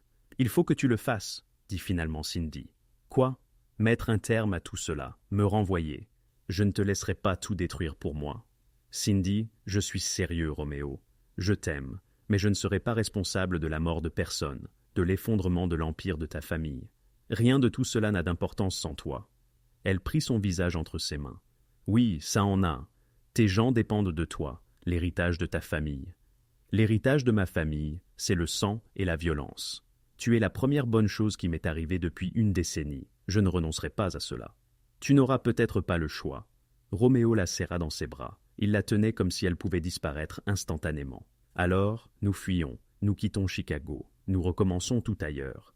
Nous laissons tout ça derrière nous. Ils nous trouveront, tu l'as dit toi-même, on ne s'éloigne pas aussi facilement. Alors, je me battrai, je ferai la guerre s'il le faut, et des vies seront perdues. Des gens meurent toujours dans mon monde, Cindy. Au moins, cette fois, ce sera pour quelque chose qui en vaut la peine. Elle recula pour le regarder. Tu le penses vraiment? Je n'ai jamais rien pensé de plus sincèrement. Il l'embrassa désespérément. Je t'aime. Je ne te laisserai pas partir. Quoi qu'il arrive, nous l'affronterons ensemble. Cindy sentit des larmes couler sur ses joues. Ensemble. Ce qu'ils ignoraient, c'est que Salvatore n'avait aucune intention d'attendre les 48 heures, et qu'Enzo avait déjà mis en marche la phase suivante du plan. Le test de grossesse trônait sur le comptoir de la salle de bain de Roméo, telle une bombe à retardement. Deux lignes roses. Cindy le fixait, son monde vacillant, enceinte de l'enfant de Roméo Moretti, au cœur d'une guerre de la mafia. Un timing parfait, Univers, murmura-t-elle, juste parfait. Elle se sentait mal depuis des semaines, des nausées, une fatigue écrasante, des sautes d'humeur. Elle avait mis ça sur le compte du stress, de sa blessure par balle, de la peur. Mais ses règles avaient trois semaines de retard. Finalement, elle avait acheté un test. Maintenant, il lui fallait en parler à Roméo, qui était à l'étage inférieur, en pleine réunion pour renforcer leur défense contre la famille Calabra. Elle descendit et découvrit l'appartement de Roméo, grouillant d'hommes. Marco, Vincent, des soldats inconnus. Des cartes de Chicago étaient étalées sur les tables. Des armes étaient nettoyées. La machinerie de la guerre était en marche. Roméo leva les yeux lorsqu'elle entra. Son expression s'adoucit un instant, puis redevint celle d'un homme d'affaires. « Il faut que nous parlions », dit Cindy en privé. Quelque chose dans sa voix fit que Roméo s'excusa immédiatement. Ils se rendirent dans sa chambre. « Qu'y a-t-il » demanda-t-il, instantanément vigilant. Cindy lui tendit le test. Roméo le fixa, puis la regarda, puis revint au test. « Tu es enceinte » ?« Oui. » Il s'affala lourdement sur le lit, le test de grossesse serré dans sa main comme une bouée de sauvetage. « Combien de temps ?»« 6 semaines, peut-être. Je ne sais pas exactement. » Le silence tomba. Le visage de Roméo restait impénétrable. Cindy sentit la panique monter en elle. « Dis quelque chose, je t'en supplie. Je vais être père. » Sa voix, à peine un murmure, s'amplifia ensuite, empreinte d'émerveillement. « Je vais être père, Roméo. Le moment est. » Il se leva et la serra dans ses bras. « C'est terrible, c'est parfait, c'est… » Il éclata de rire, un son mêlant joie et terreur. « Cindy, nous allons avoir un bébé au beau milieu d'une guerre, alors nous mettrons fin à la guerre. » Sa voix se durcit d'une détermination implacable. « Aujourd'hui, maintenant, quoi qu'il en coûte. Comment ? En donnant à Salvatore ce qu'il pense désirer. » Les yeux de Roméo brillaient d'une intensité brûlante. « Les entrepôts, il peut les avoir. Je vais les lui céder, me retirer, me concentrer sur des entreprises légales, bâtir quelque chose de sûr pour notre enfant. Il veut aussi que je disparaisse. C'est la seule chose qu'il n'obtiendra jamais. » La main de Roméo glissa vers son ventre encore plat. « Tu portes mon enfant. Cela te rend intouchable. Dans notre monde, la famille est tout. Même Salvatore ne pourra pas. » Une explosion secoua le bâtiment. Le verre vola en éclats. L'alarme stridente retentit. Des cris éclatèrent du rez-de-chaussée. Roméo poussa Cindy derrière lui, sortant son arme. « Restez ici. Verrouille la porte. N'ouvre à personne d'autre que moi. Roméo. » Il l'embrassa avec force. « Je vous aime, vous deux. Je reviens. » Il était parti. Cindy verrouilla la porte de ses mains tremblantes. D'autres explosions, des coups de feu, les bruits de la guerre qui atteignaient la demeure de Roméo. Elle agrippa son téléphone, composa le numéro de Marco. « Qu'est-ce qui se passe ? » « La famille Calabresi. Ils nous attaquent. Plusieurs sites. Le restaurant, les entrepôts ici. C'est une guerre totale. Où Roméo se bat-il ? Cindy reste cachée. Ils viennent pour. » La ligne coupa. Le cœur de Cindy tambourinait. Elle posa sa main sur son ventre. « C'est bon, » murmura-t-elle à la petite vie en elle. « Ton papa nous protégera. » La porte de la chambre explosa vers l'intérieur. Enzo se tenait dans l'embrasure, arme levée, un sourire aux lèvres. « Bonjour encore, Bella. » En bas, Roméo se battait comme un démon. Son chemise blanche, tachée de rouge, témoignait des trois hommes de Salvatore qu'il avait déjà abattus. Marco combattait à ses côtés. Vincent coordonnait leur défense. Mais ils étaient en infériorité numérique. « Il faut se replier !» cria Vincent. « Cindy est à l'étage. On ira la chercher, mais il faut. » Le téléphone de Roméo vibra. Un message vidéo d'un numéro inconnu. Il l'ouvrit. Enzo tenait Cindy agenouillée, un pistolet sur sa tempe. « Viens seul à l'ancienne usine d'emballage de viande sur Halstead. Tu as 30 minutes, ou je la tue, elle et le bébé. » « Oui, Roméo, nous sommes au courant pour le bébé. La surveillance est merveilleuse, n'est-ce pas ?» Le sang de Roméo se glaça. Il savait qu'ils allaient instrumentaliser son enfant à naître. « J'y vais, dit-il à Marco. C'est un piège. Je m'en fiche. » Les yeux de Roméo étaient vides. « Ils ont Cindy. Ils ont mon enfant. J'y vais. »« Alors nous venons avec toi ? » ?»« Non, j'ai besoin de toi ici.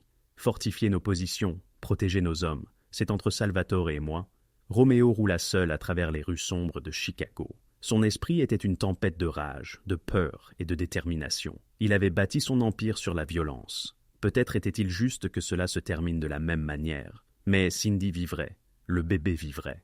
Quoi qu'il en coûte. L'usine d'emballage de viande était exactement aussi abandonnée et terrifiante qu'il s'y attendait. Roméo y entra, armé, chaque sens en alerte maximale.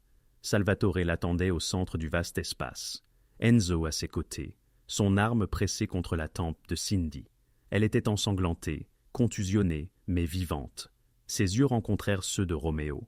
Non pas la peur, mais la fureur. « Pile à l'heure, » dit Salvatore. « Lâche ton arme. » Roméo obéit. Pousse-la du pied. Il le fit. « Bien, maintenant, parlons des termes de ta reddition. Laisse-la partir, c'est entre nous. » « Oh, Roméo, elle est justement le point central. » Salvatore sourit. « Tu vois, je ne veux pas vraiment de tes entrepôts. Je veux ta soumission totale, ta famille absorbée dans la mienne, toi travaillant pour moi. Jamais. Alors elle meurt.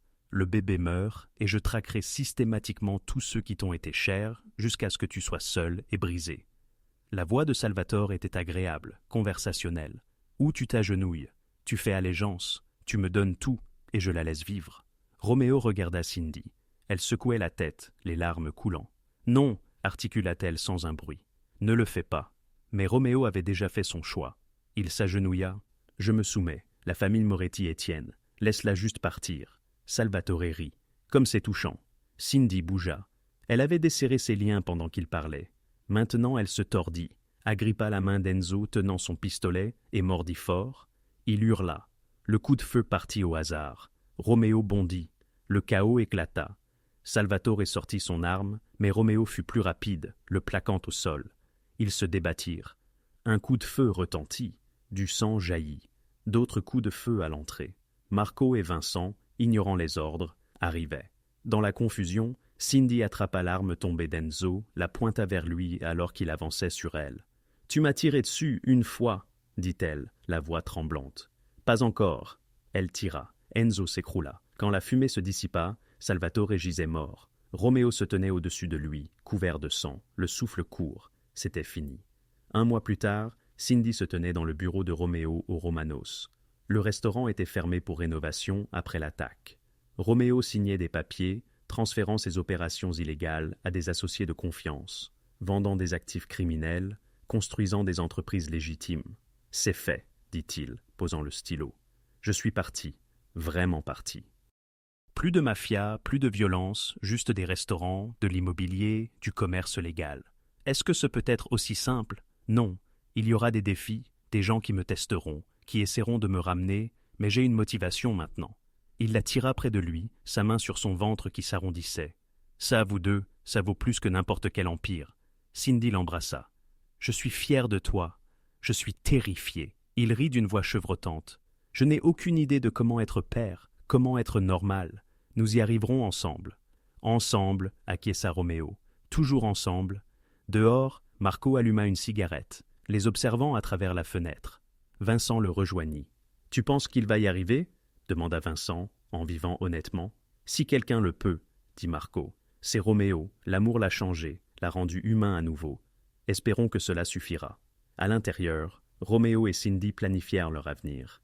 Un mariage, une chambre de bébé, une vie bâtie sur l'espoir plutôt que sur la peur. Le monstre apprenait à devenir un homme. Et pour la première fois de sa vie violente, Roméo Moretti était heureux. Trois mois s'étaient écoulés depuis la fin de la guerre.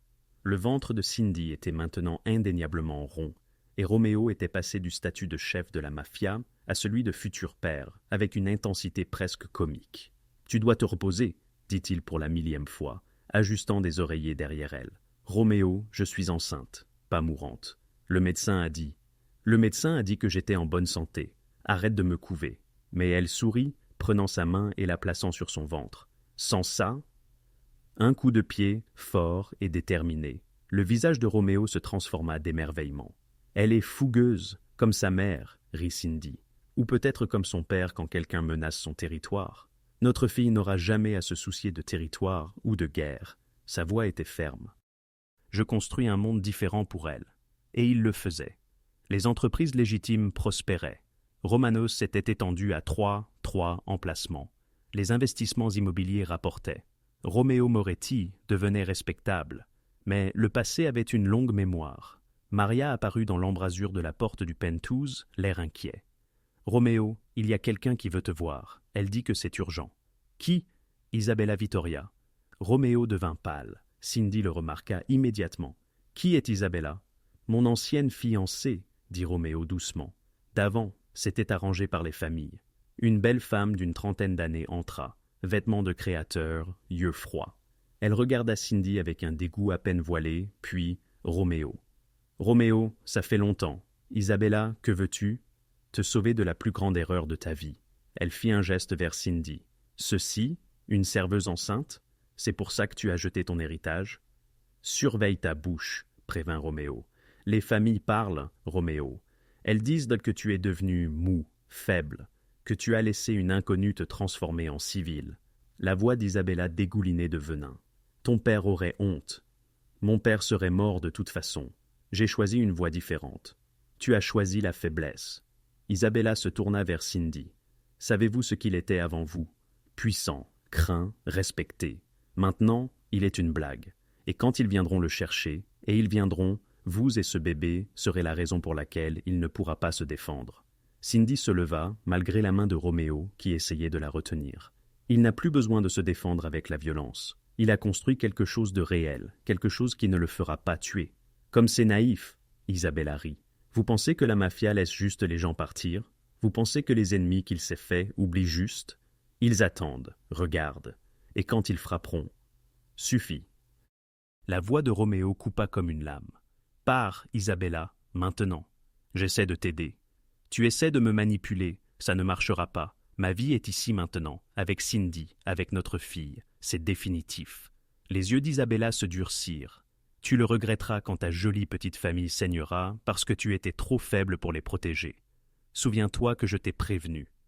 Elle partit dans une tempête de parfums coûteux et de menaces amères. Les mains de Cindy tremblaient. Roméo a-t-elle raison? Sommes-nous toujours en danger? Non, mais sa voix manquait de conviction. J'ai fait la paix avec les familles. Nous sommes protégés. Mais Roméo soupira. Mais il y a toujours des détails à régler, des gens qui gardent mes rancunes, des ennemis qui n'oublieront pas. Cette nuit-là, Cindy ne put dormir. Elle se tenait près de la fenêtre, observant les lumières de Chicago, la main sur son ventre. Roméo la trouva là. « Reviens au lit. J'ai peur, avoua-t-elle. Et si Isabella a raison, et si te choisir cette vie te rend vulnérable. Alors, je suis vulnérable. Je préfère être vulnérable et humain qu'invincible et seul. » Il l'enlaça par derrière, ses mains couvrant les siennes sur son ventre. « Je vous aime, vous deux. Cela vaut tous les risques. Même la mort. Même la mort. » Il l'embrassa dans le cou. « Mais ça n'en arrivera pas là. Je te le promets. » 14 jours plus tard, lors d'un examen médical de routine, l'expression du médecin se mua en gravité. « La position du bébé a changé, » déclara-t-elle avec une prudence calculée. « Et la tension artérielle de Cindy suscite quelques inquiétudes. Je souhaite surveiller cela de près. Le moindre stress pourrait déclencher un accouchement prématuré. »« À quel point prématuré ?» exigea Roméo, le souffle coupé. « Elle en est à 7 mois. »« Viable, mais risqué, » répondit le médecin. « Cindy a besoin d'un repos absolu. Pas de stress, pas d'excitation. »« Non, je m'en assurerai, » interrompit Roméo avec détermination. Mais le stress, inéluctable, les rattrapa. Un colis parvint au penthouse, sans adresse d'expéditeur. À l'intérieur, des photographies de Cindy chez le médecin, à l'épicerie, se promenant dans le parc. Quelqu'un la suivait. Le message disait « Ta faiblesse se manifeste, Moretti. Combien leur sécurité vaut-elle » Roméo convoqua une réunion d'urgence. Marco, Vincent et ceux qui restaient de son cercle intime de confiance se rassemblèrent. « C'est Antonio Greco » déclara Vincent d'une voix lugubre. « Le frère de Salvatore. Il est resté silencieux depuis la guerre, mais il se manifeste maintenant. »« Que veut-il » interrogea Roméo. « La vengeance. Œil pour œil, dent pour dent. Il prétend que tu as tué son frère, alors il s'apprête à anéantir ta famille. » Cindy, écoutant depuis l'embrasure de la porte, bravant les ordres de Roméo de se reposer, sentit une vague glaciale envahir ses veines. « Il ne peut pas nous atteindre ici, » affirma Roméo. « La sécurité est... » « Il n'a pas besoin de s'approcher, » interrompit Marco. « Il est patient. Il attendra la naissance du bébé pour que tu baisses ta garde, et ensuite... » « Ensuite rien. » La voix de Roméo était emplie de résolution. « Car je mets fin à cela ce soir. »« Roméo, non !» commença Cindy, son cœur serré. « Je ne le laisserai pas te menacer notre fille. » Roméo se leva. « Je vais lui faire une offre. De l'argent, du territoire, tout ce qu'il désire, mais cela s'arrête là. » Et s'il refuse? Le silence de Roméo fut une réponse suffisante. Il partit avec Marco et 3 autres hommes, laissant Vincent et 2 gardes pour protéger Cindy. Mais Antonio Greco se révéla plus astucieux qu'il ne l'avait imaginé. L'attaque provint de l'intérieur. L'un des gardes, en qui Roméo avait placé sa confiance pendant des années, avait été acheté. Il désactiva le système de sécurité, laissant entrer les hommes d'Antonio. Cindy, alertée par le tumulte, s'enferma dans la chambre. Son téléphone était éteint, le téléphone fixe, coupé. Elle était seule. Une contraction la saisit, aiguë, soudaine, terrifiante. « Non !» murmura-t-elle. « Pas maintenant, s'il te plaît, pas maintenant. » La porte de la chambre s'écrasa. Antonio Greco se tenait là, arme à la main, un sourire aux lèvres. « Madame Moretti, c'est un plaisir de vous rencontrer enfin comme il se doit. » Une autre contraction, plus forte. Antonio remarqua. « Oh, l'heure est-elle venue? Quelle perfection!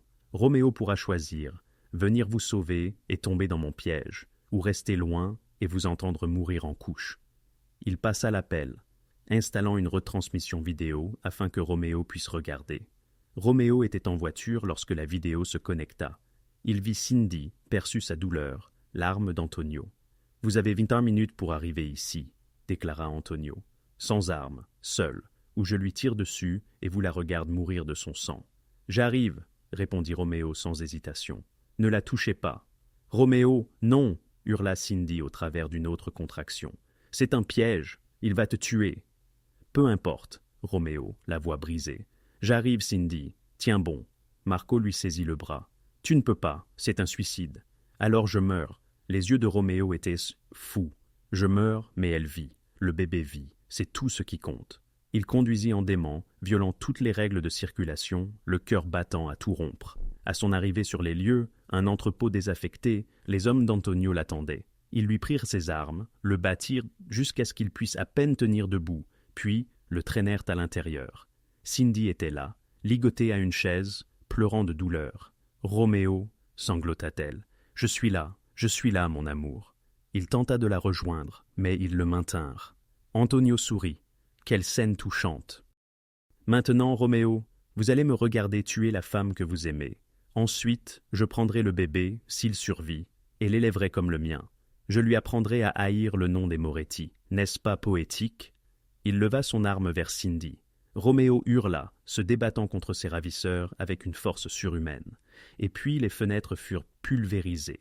Marco, Vincent et 20 hommes firent irruption. Ils avaient suivi Roméo, défié ses ordres, venus quand même. Des coups de feu éclatèrent. Les hommes d'Antonio tombèrent. Dans le chaos, Roméo se libéra, plaqua Antonio au sol. Ils se battirent avec une sauvagerie inouïe. Antonio était plus jeune, plus frais. Roméo était battu, épuisé. Mais Roméo possédait quelque chose qu'Antonio n'avait pas, tout à perdre. Les mains de Roméo trouvèrent la gorge d'Antonio, étranglé, sans lâcher prise, tandis qu'Antonio le griffait, tandis que son visage virait au violet. « Tu as menacé ma famille !» grogna Roméo. « Tu meurs !» Antonio s'affaissa. Roméo le relâcha, tituba vers Cindy, coupa ses liens avec des mains tremblantes. « L'hôpital !» halta-t-elle. « Le bébé arrive maintenant. » Ils y parvinrent de justesse. Cindy fut précipitée en salle d'accouchement. Le bébé arrivait tôt, vite, dangereusement. Roméo lui tint la main tout du long, murmurant des encouragements, des prières, des promesses. « Je suis désolé, » répétait-il. « Je suis tellement désolé pour tout cela. »« Tais-toi et dis-moi que je peux y arriver, » halta Cindy. « Tu peux y arriver. Tu es la personne la plus forte que je connaisse. Tu m'as survécu. Tu peux survivre à tout. » Elle rit à travers les larmes. « Absolument. » À 3h47 du matin, leur fille naquit. Petite mais en bonne santé, parfaite, hurlant avec la fureur de quelqu'un qui avait lutté pour venir au monde. L'infirmière la plaça dans les bras de Cindy. Roméo les regarda tous les deux, comme s'ils n'avaient jamais rien vu d'aussi beau. « Comment allons-nous l'appeler » murmura Cindy. Roméo toucha la petite main de sa fille. Elle saisit son doigt avec une force surprenante. « Sophia, dit-il, cela signifie sagesse. Après tout ce que nous avons traversé, c'est peut-être la sagesse dont nous avons le plus besoin. »« Sophia Moretti, testa Cindy. »« Parfait. » Roméo les embrassa tous les deux, son monde entier dans ses bras. « Je te promets, dit-il à sa fille, tu ne connaîtras jamais la violence que j'ai connue. Tu grandiras en sécurité, aimé, libre. Quel que soit le prix, je te l'offrirai. » Sophia bâilla, absolument indifférente aux déclarations dramatiques de son père. Et pour la première fois depuis sa propre enfance, Roméo Moretti pleura, non de douleur ou de rage, mais de joie. Le mariage eut lieu 6 mois après la naissance de Sophia, sur une plage privée aux Bahamas. Une cérémonie intime, rassemblant uniquement la famille et les quelques amis qui avaient survécu à la transformation de Roméo, de chef mafieux à homme d'affaires. Cindy portait une robe blanche simple. Sophia dormait dans les bras de Maria, à proximité. Roméo regarda sa future épouse comme si elle était la lune elle-même. « Moi, Roméo Moretti, te prends toi, Cindy Matthews, pour femme, » déclara-t-il, la voix altérée par l'émotion. « Je promets de t'aimer dans la lumière et dans l'obscurité, de te choisir chaque jour, de construire une vie digne de toi et de notre fille. » Les vœux de Cindy furent plus simples. « Je te choisis, toi tout entier, le monstre et l'homme, aujourd'hui et toujours. » Ils s'embrassèrent, mari et femme, pendant que Sophia se réveillait et pleurait, chronométrant parfaitement son objection à être laissée de côté. La réception se déroula sur la plage. Musique, rire et une joie que Roméo avait oubliée. Marco porta un toast à Roméo, qui nous a appris que les hommes les plus forts n'ont pas peur de changer. et à Cindy, qui a eu le courage d'aimer un homme que tous les autres craignaient. Plus tard, Roméo et Cindy marchèrent le long de la plage, Sophia entre eux dans un porte-bébé. « Es-tu heureux » demanda Cindy. « Terrifié » admit Roméo. « J'attends toujours que quelque chose tourne mal, que quelqu'un attaque, que le passé revienne. Mais oui, je suis heureux, plus heureux que je n'aurais jamais pensé possible. » Il s'arrêta, la tira contre lui. « Tu m'as sauvé, Cindy. Tu sais que nous nous sommes sauvés mutuellement. » Ils restèrent là, l'océan murmurant contre le rivage, leur fille dormant paisiblement, l'avenir incertain, mais le leur. De retour à Chicago, l'empire légitime des Moretti prospérait. Roméo inaugura une fondation pour les jeunes à risque, offrant aux enfants des quartiers violents une autre voie. Il consulta la police sur la prévention des gangs. L'ironie ne lui échappait pas, un ancien chef mafieux luttant contre le crime. Isabella fit une dernière apparition à l'ouverture de la fondation. « Je vous ai sous-estimé, » dit-elle discrètement à Roméo. « Vous l'avez vraiment fait. Vous avez tourné la page, construit quelque chose de réel. J'ai eu de l'aide. » Il regarda Cindy de l'autre côté de la pièce, tenant Sophia. « Elle a une bonne influence sur vous. Je peux l'admettre maintenant. » Isabella sourit tristement. « J'espère que vous êtes vraiment heureux, Roméo. »« Oui, je le suis. »« Bien, alors peut-être que tout ce sang a finalement eu un sens. » Elle partit, et Roméo ne la revit jamais. 5 ans plus tard, Sophia fit sa rentrée à la maternelle. Roméo l'accompagna en classe. Cet homme redoutable, terrassé par les larmes de sa fille de 5 ans qui ne voulait pas le quitter. « Papa, ne pars pas, » murmura-t-elle. « Je serai là quand tu sortiras, Principessa. Je te le promets. » Regardant par la fenêtre de la classe, Cindy sourit à son mari, des cheveux gris parsemant désormais ses tempes, des rides de rire autour des yeux, son arme rangée depuis longtemps. « Il va pleurer quand elle aura son diplôme, » prédit Maria à ses côtés. « Il va pleurer quand elle entrera en première année, » corrigea Cindy. Cette nuit-là, après que Sophia se fut endormie, Roméo et Cindy s'assirent sur leur balcon, dominant la ville. « Cela te manque-t-il parfois » demanda Cindy. « Le pouvoir, le danger ?» Roméo réfléchit. « Parfois la certitude me manque, savoir exactement qui j'étais, de quoi j'étais capable. » Il lui prit la main. « Mais ensuite je je regarde Sophia, la vie que nous avons bâtie, et je réalise que je n'ai jamais été plus puissant que maintenant. » « Comment ça ? » « Parce que maintenant j'ai quelque chose qui vaut la peine d'être protégé, quelque chose qui fait de moi plus qu'un simple monstre. » Il l'embrassa tendrement. « Tu m'as donné ça, une raison d'être meilleur. »« Nous nous sommes donné ça, » corrigea Cindy. « J'étais en train de me noyer avant toi, perdu. Tu m'as aussi donné un sens. » Ils s'assirent dans un silence confortable. La ville qu'ils avaient si longtemps redoutée était désormais leur foyer. Sophia grandirait sans jamais connaître le passé violent de son père. Elle irait dans de bonnes écoles, aurait des problèmes normaux, ferait ses propres choix, et Roméo veillerait sur elle.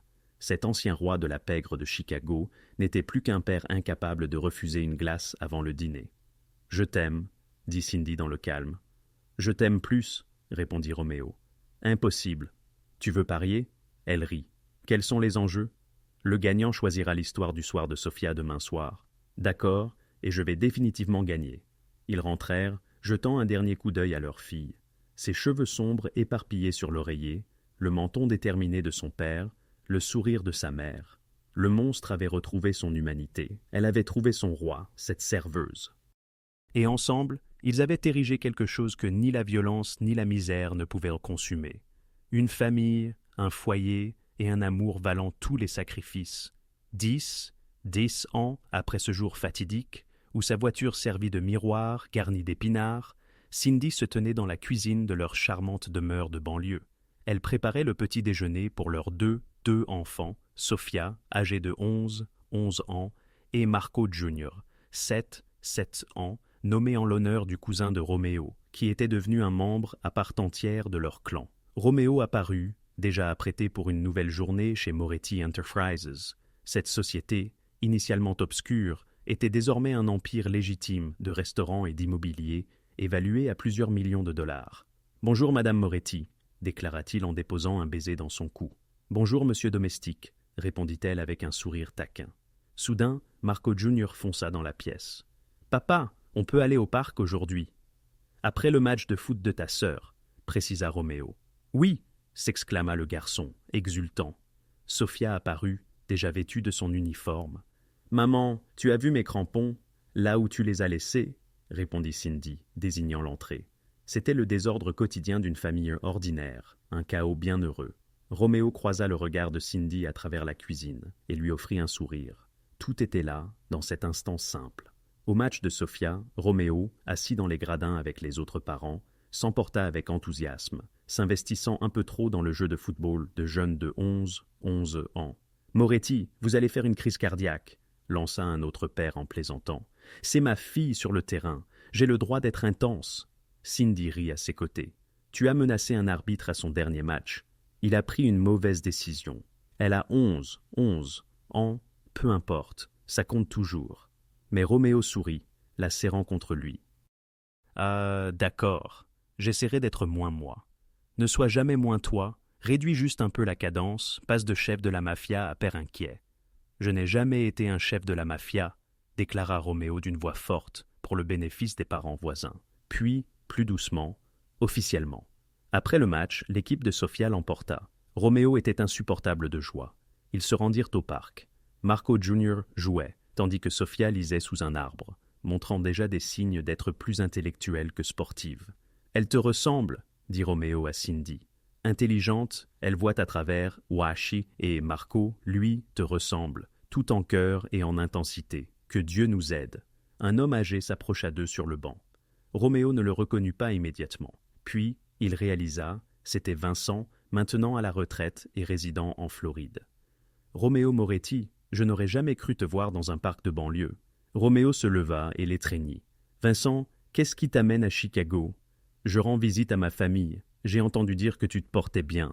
Je voulais le voir de mes propres yeux. » Vincent posa ses yeux sur Cindy, puis sur les enfants. « Tu l'as fait, tu t'en es vraiment sorti. »« Oui. » »« Des regrets ?» Roméo regarda sa famille, Cindy riant à une remarque de Marco, Sofia montrant son livre à son frère, le soleil déclinant sur les banlieues ordinaires de Chicago. « Pas un seul, » affirma Roméo. « Pas le moindre. » Vincent acquiesça. « Bien. Ton père serait probablement confus, mais je pense qu'il en serait fier, finalement. » Après son départ, Cindy demanda. « Penses-tu à eux, à ton ancienne vie ? » Parfois, je l'admets, souvent lorsque je signe des contrats ou que je suis embourbé dans les embouteillages. À ces moments où l'ancien moi aurait résolu les problèmes par la force plutôt qu'avec des avocats. Ça te manque ? La puissance, parfois, et la simplicité de la peur et du respect. Peut-être. Il la serra contre lui. Mais ensuite, je me souviens de ce que cela m'a coûté. Les cauchemars, la paranoïa, ne jamais faire confiance à personne. Et j'ai réalisé que j'avais échangé un empire de peur contre un royaume d'amour. La meilleure affaire que j'ai jamais faite. Même si j'ai utilisé ta voiture comme miroir, rit Roméo. Surtout pour ça, tu étais si authentique, si peu impressionné par moi. J'étais désespéré et fauché. Tu étais parfaite. Il l'embrassa.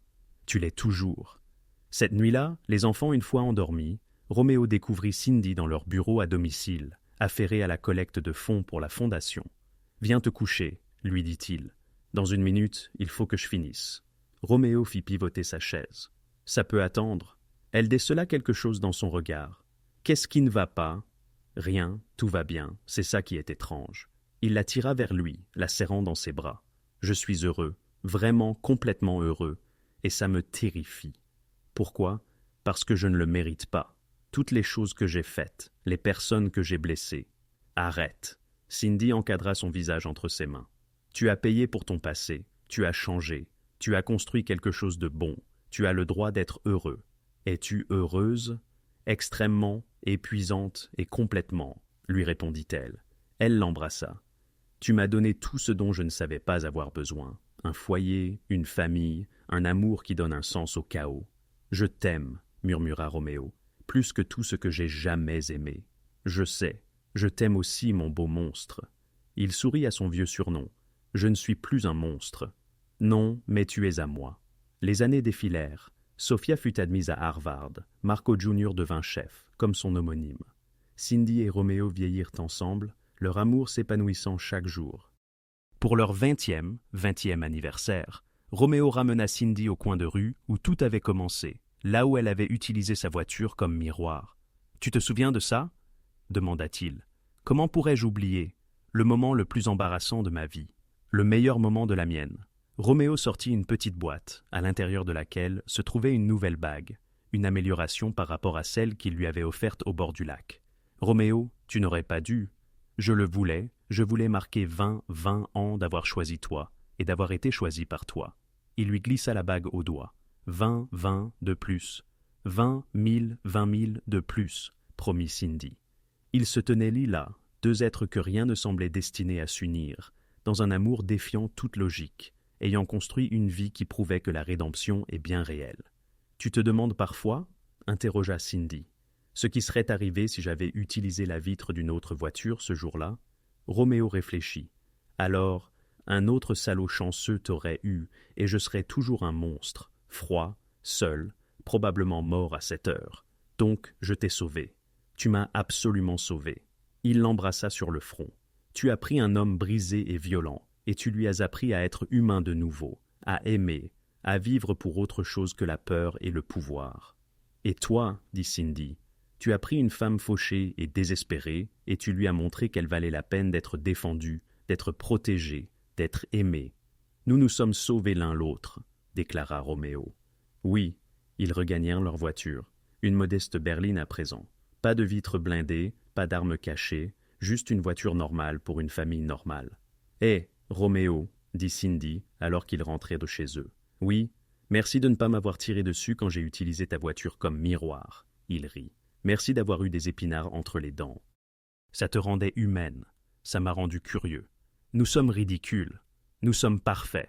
Et il l'était. Une serveuse et un chef de la mafia. Une femme désespérée et un homme dangereux. Deux morceaux brisés qui n'auraient pas dû s'assembler, mais qui l'ont fait, créant quelque chose que ni la violence ni la pauvreté ne pouvaient détruire. Une histoire d'amour qui a commencé avec une vitre de voiture et des épinards, et qui s'est achevée avec tout ce dont ils avaient toujours eu besoin l'un de l'autre. Si les récits comme celui-ci vous plaisent, prenez un instant pour vous abonner à la chaîne. C'est ainsi que je saurai que vous avez sincèrement apprécié. Même si vous regardez sur votre télévision, prenez une seconde pour rejoindre cette communauté de lecteurs qui affectionnent les histoires émouvantes et sincères. Votre soutien nous est précieux et nous permet de partager avec vous un nombre accru de récits captivants, à l'image de celui-ci.